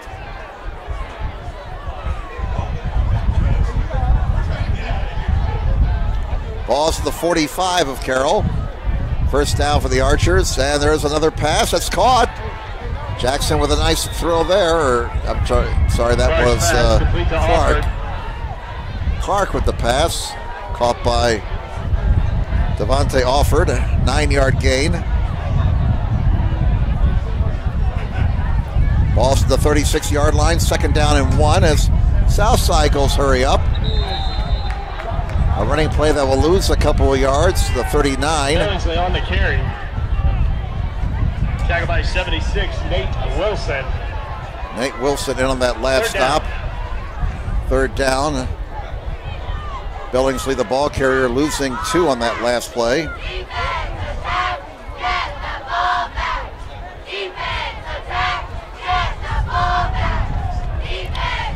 Third down and 3. A minute 24 to go, third quarter. Line, the gain is just over the 36. And here's Clark throwing one deep. Penalty flag comes in. The pass is caught down by the 10-yard line, but we'll have to check out the penalty flag.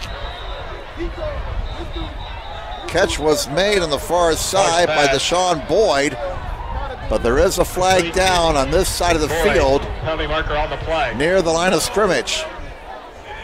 Ineligible man downfield against Southside, so that nice game for the Archers will be wiped out. That stops the clock with a minute 10 to go in the third quarter, and Carroll leading 52-0.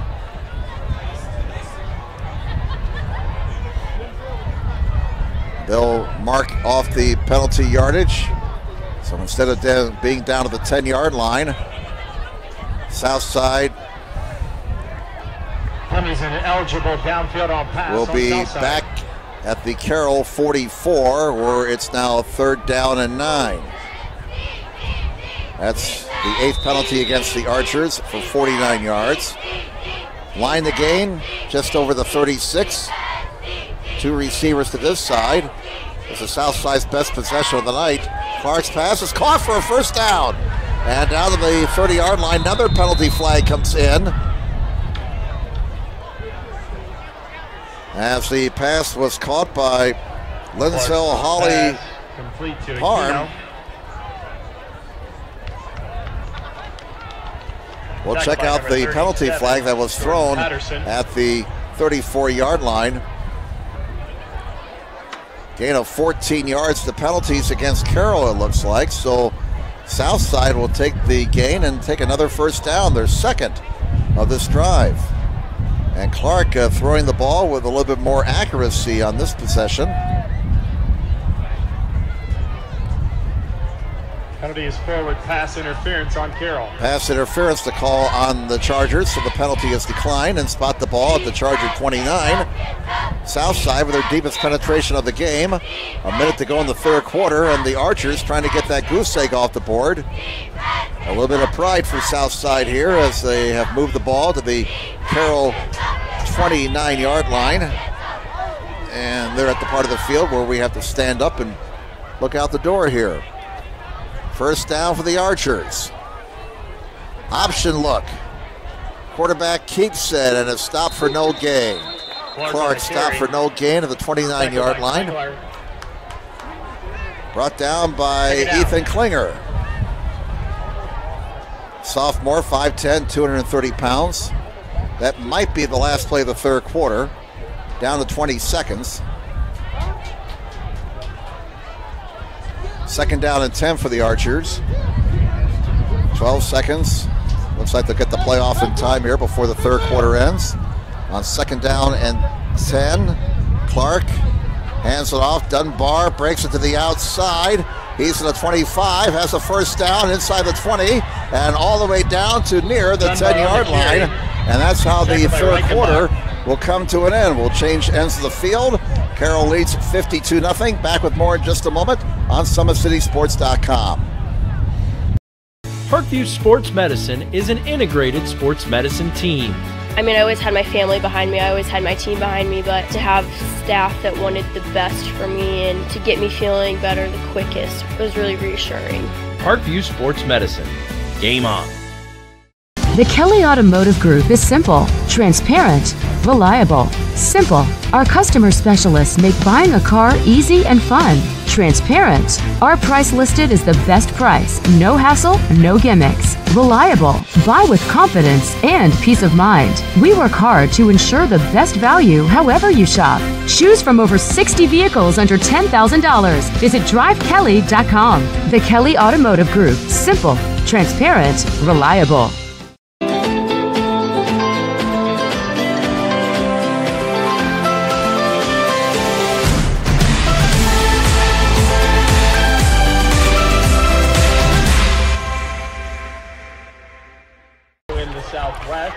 Back here at the Gorsuch Athletic Complex, we're starting the fourth quarter. Finals are starting to roll in now, as this game has gone a little bit longer than some of the others in the area. Bluffton has beaten Southern Wells 30-0. And we're ready to resume play here at the start of the fourth quarter. The Southside Archers are threatening to get on the board. Carroll leading 52-0, but this has been the Archers' best possession of the night. A high snap from center, and in trouble is Clark, and he's going to be driven back. Looks like the forward progress will be marked to the 16-yard line, so a high snap blowing up that play, and a loss of 4. Ball's at the 16-yard line, where it's second down and 14 for Southside. We have had no scoring in the second half. Carroll still leading as they did at halftime at 52-0. Second and 14 from the 16. And Clark hands off to Dunbar. Dunbar to the 10. Dunbar to the 5. And give that man 6 points. Deshard Dunbar into the end zone. That's his first touchdown this season. And the Archers get the goose egg off their side of the board. 16-yard touchdown for Dunbar. He now has 53 yards on 10 carries tonight. The Southside, despite the lopsided score, fighting and clawing, and the Archers get rewarded with points.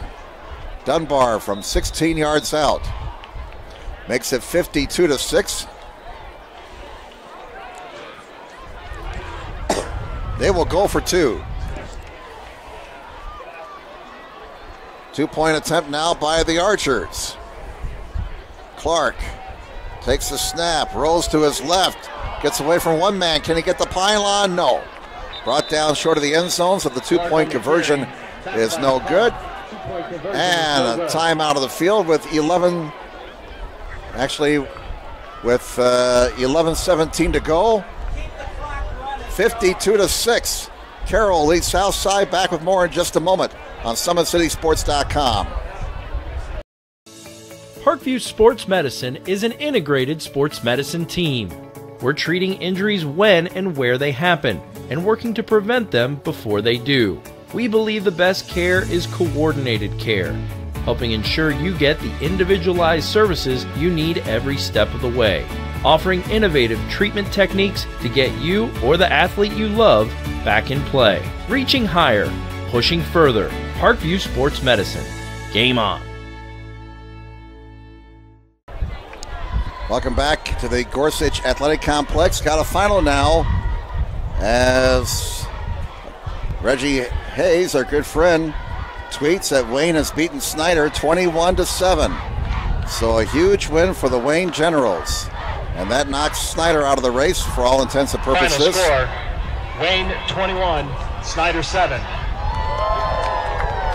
Woo, wow, woo, goes the crowd. By the way, we've gone to a running clock now. Bishop Luers 38, Northrop 31. Luers goes on top of Northrop, 38-31. My goodness, they've had like 5 or 6 lead changes in that game. Seems like it. So we're in a running clock situation now.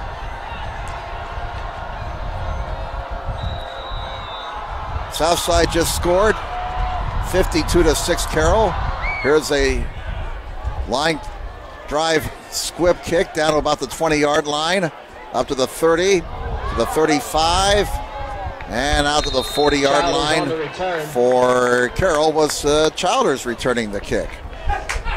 So we're under 9 minutes to play, and I guess we're not going to stop the clock the rest of the night unless there's an injury.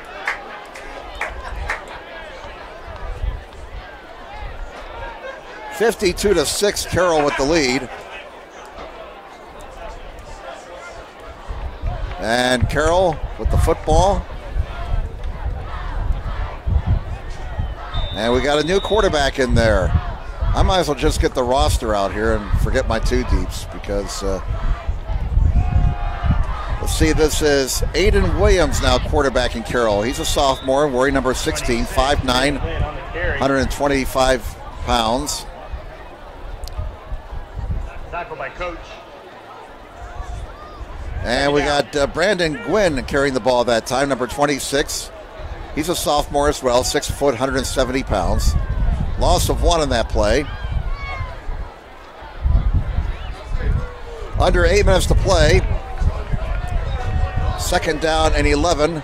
Carroll with the ball. They lead 52-6.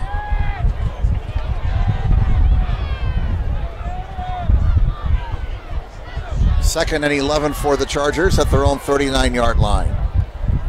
And they'll keep it on the ground. As Gwynn again carried the ball, and he's thrown back for a loss. The 3rd down and 13 upcoming. Just a reminder, all those in the southern end zone. Hapner making the tackle for Southside. Take those areas previous to the fireworks being shot off. Just like they do at the Tin Caps games, they're telling some of the folks down here to our right to vacate, and because that's where they're going to be shooting off the fireworks after the game. There's a nice fake by the quarterback, and carrying the ball that time across the 40 to the 42-yard line. That's Jeffrey Becker. He's a freshman, 6 foot, 150 pounds. And Becker got about 6 in that play. That brings up 4th down. And so the Chargers will kick it away as the clock continues to run. 6.5 minutes to play. We're in a running time situation now. Trevor Horton on the punt. And Southside getting some guys off the field here. A bit of a confusion on the Archers side, and they're forced to take a timeout as they had guys running in and out all over the place. So that stops the clock, or it won't stop the clock on the scoreboard. All right, let's step aside. 52-6. Carroll with the lead over Southside. Back in a moment on SummitCitySports.com. Parkview Sports Medicine is an integrated sports medicine team.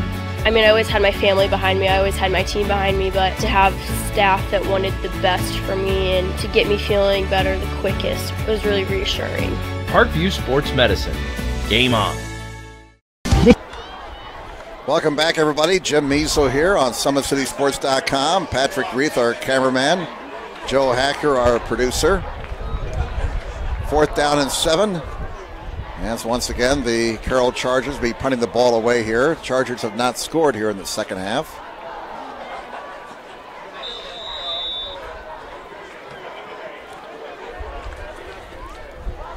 High snap over Horton's head. He's got to pick it up back at his 7-yard line. He'll run with the ball now. And he is going to be knocked out of bounds at the 21-yard line. So Southside, we get a short field here. Again, our thanks to Athletic Director Dan Ginder and his entire staff here at Carroll High School for their hospitality and appreciate the food here on homecoming night. We would mention where it's from, but they are not a sponsor, so we're going to have to work on that. Well, get out of there, Jeff. Get these guys a sponsorship. I'd like to thank all of our sponsors again. And by the way, you can donate. We've had some donations this year. Just go to SummitCitySports.com and click on the donate tab. If you enjoy our broadcast, as we bring you all the action of the SAC every Friday night here on SummitCitySports.com. A busted play and also a couple of yards. Clark has to eat the ball and lose a couple of yards. And number 71, Jordan Hickson. That brings up second down and 12 for Southside. The ball is at the Carroll 23.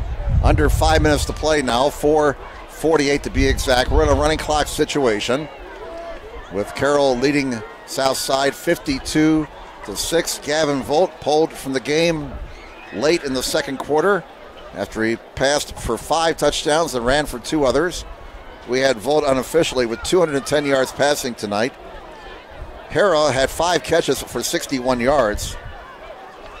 On second and 12, off the left side, that's Billingsley. And he's across the 15-yard line, perhaps to the 14. And that'll be a pickup of about 9 yards.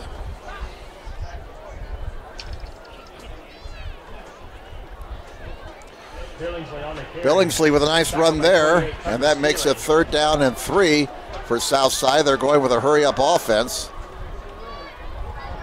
Third down and 3, high snap again, and Clark is in trouble. He's going to be whistled down. It looks like at about the 15-yard line as they pushed him back. 3:40 left in the game. Carroll will go to 3-3, while Southside will drop to 0-6. And now the Archers will take a timeout. So we'll stop the clock, and we'll take a break here. 52-6. Carroll with the lead. Back in a moment on SummitCitySports.com. Parkview Sports Medicine is an integrated sports medicine team.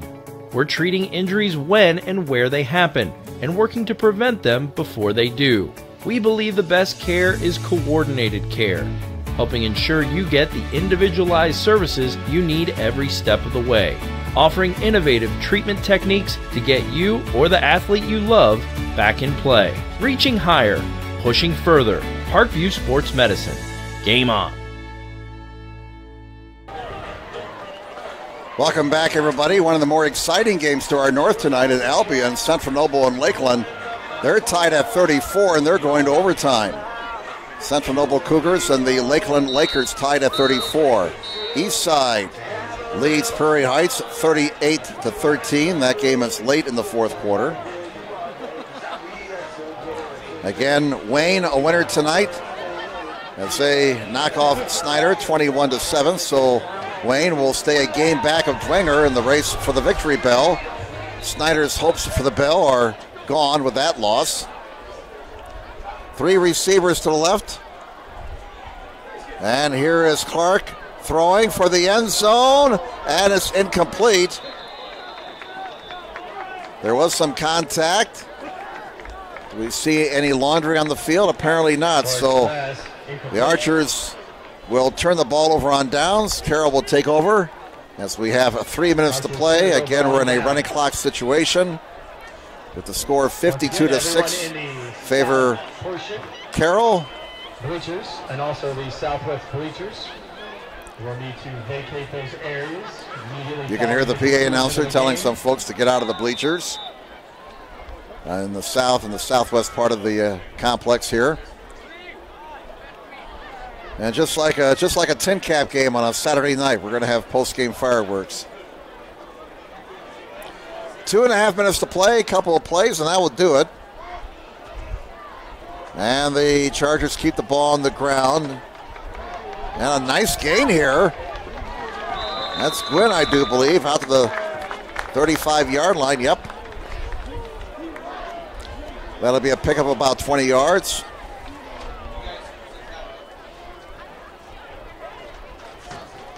We had Carroll unofficially tonight with about 300 yards of total offense. More importantly, for the Chargers, they won the turnover battle. Southside turned over 3 times compared to 1 for Carroll. So that's a reversal of fortune for the Chargers compared to the last couple of weeks when they were -5 in that category. There's a quarterback keeper. And number 16, Aiden Williams, scampers out of bounds from the nearest side at the 39-yard line. Down to a minute and a half to play. Williams picking up 4 yards right there. So a couple more snaps, and this game will be in the books.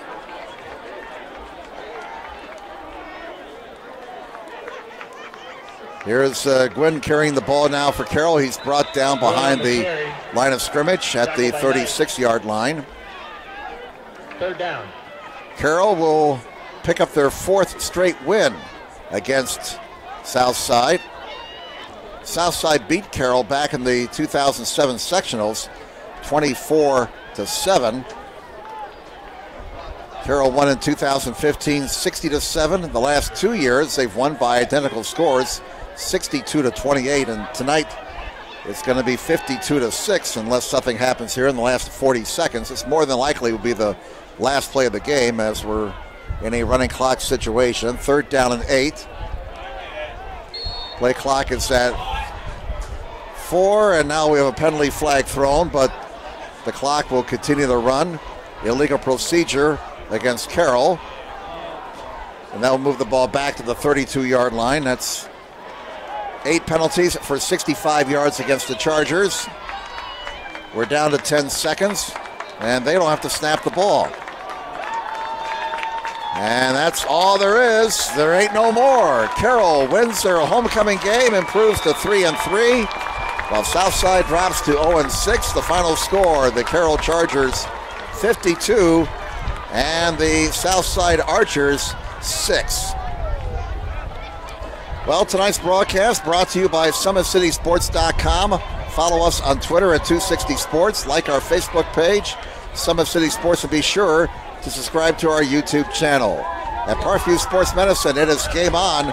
We are the region's largest integrated sports medicine team, providing athletes specialized services from improving their performance to recovering from injuries. To learn more, go to parkviewsportsmedicine.com.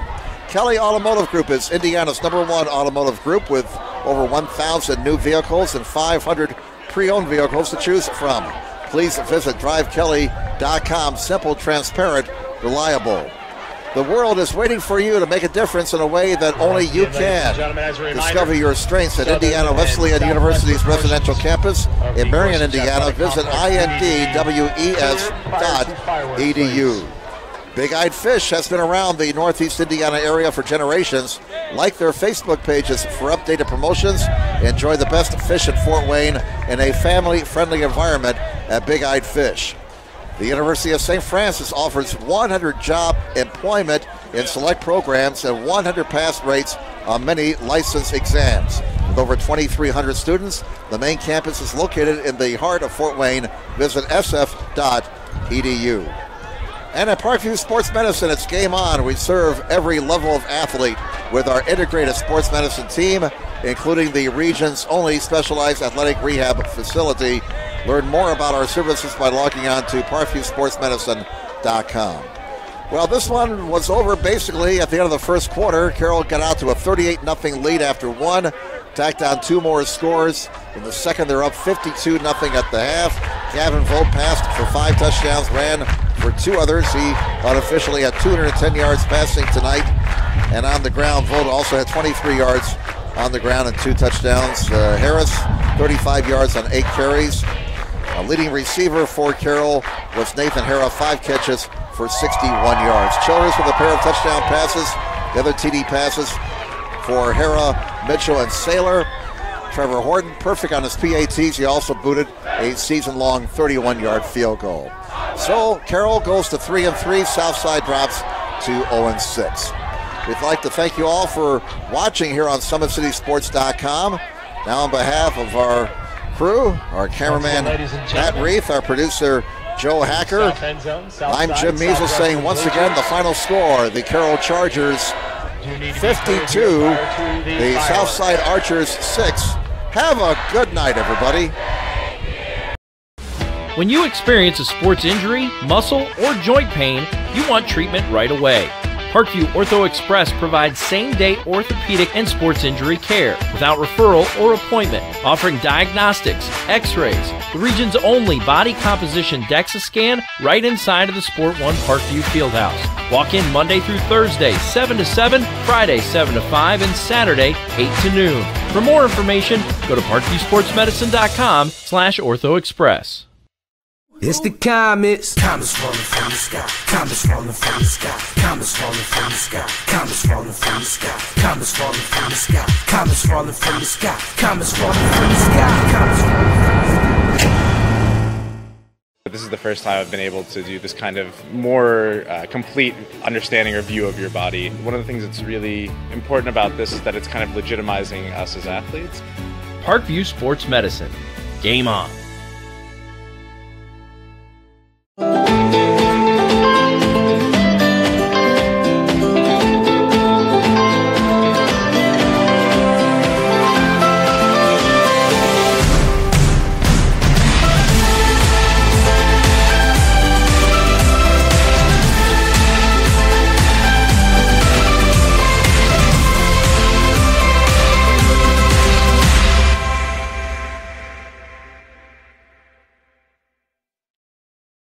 The Kelly Automotive Group is simple, transparent, reliable. Simple. Our customer specialists make buying a car easy and fun. Transparent. Our price listed is the best price. No hassle, no gimmicks. Reliable. Buy with confidence and peace of mind. We work hard to ensure the best value however you shop. Choose from over 60 vehicles under $10,000. Visit drivekelly.com. The Kelly Automotive Group. Simple, transparent, reliable.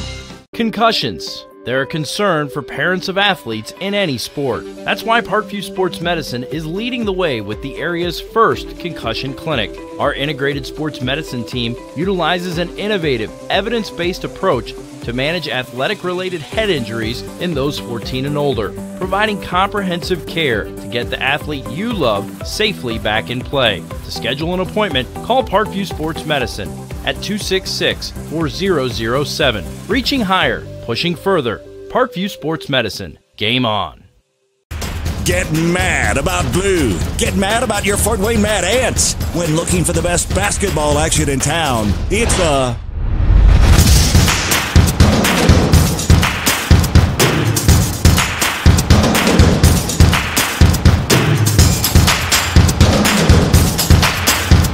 Go to FortWayneMadAnts.com for the complete game schedule. See your Fort Wayne Mad Ants in action. Get mad about blue. I chose St. Francis because they made a promise that I would have real-world experience that I could take when I graduated, and they delivered on that promise. For me, the classroom only gets you so far, so they're setting you up with an internship. I had a mentor that they set me up with that was a CEO of a DuPont hospital in Fort Wayne. They offer degrees in accounting, business administration, risk management and insurance, marketing, and finance. They just did a great job of the full circle of not only the education, but also the experience. Parkview Sports Medicine, especially since I've been a pro, has been a place where my game has really been able to develop in multiple facets. Injury prevention, maintenance, physical therapy, weightlifting, agility work, all the things that I need to do in order to have an NBA body. This is the place for me to go when I come back home and I need to get a workout in. Always welcome me back with open arms. Parkview Sports Medicine. Game on. Both runners are running, play coming home. From the crucial plays to the highlight of the game to the victory celebration, we are there. Summit City Sports isn't just a business, it's a group of companies investing in the youth of Fort Wayne athletics. It's because of Parkview Sports Medicine, because of Kelly Automotive Group, Indiana Wesleyan University, the University of St. Francis, and Big Eye Fish, that we can produce our broadcast viewed by hundreds of thousands in Northeast Indiana. Support Summit City Sports. Become a sponsor. Join our winning team today.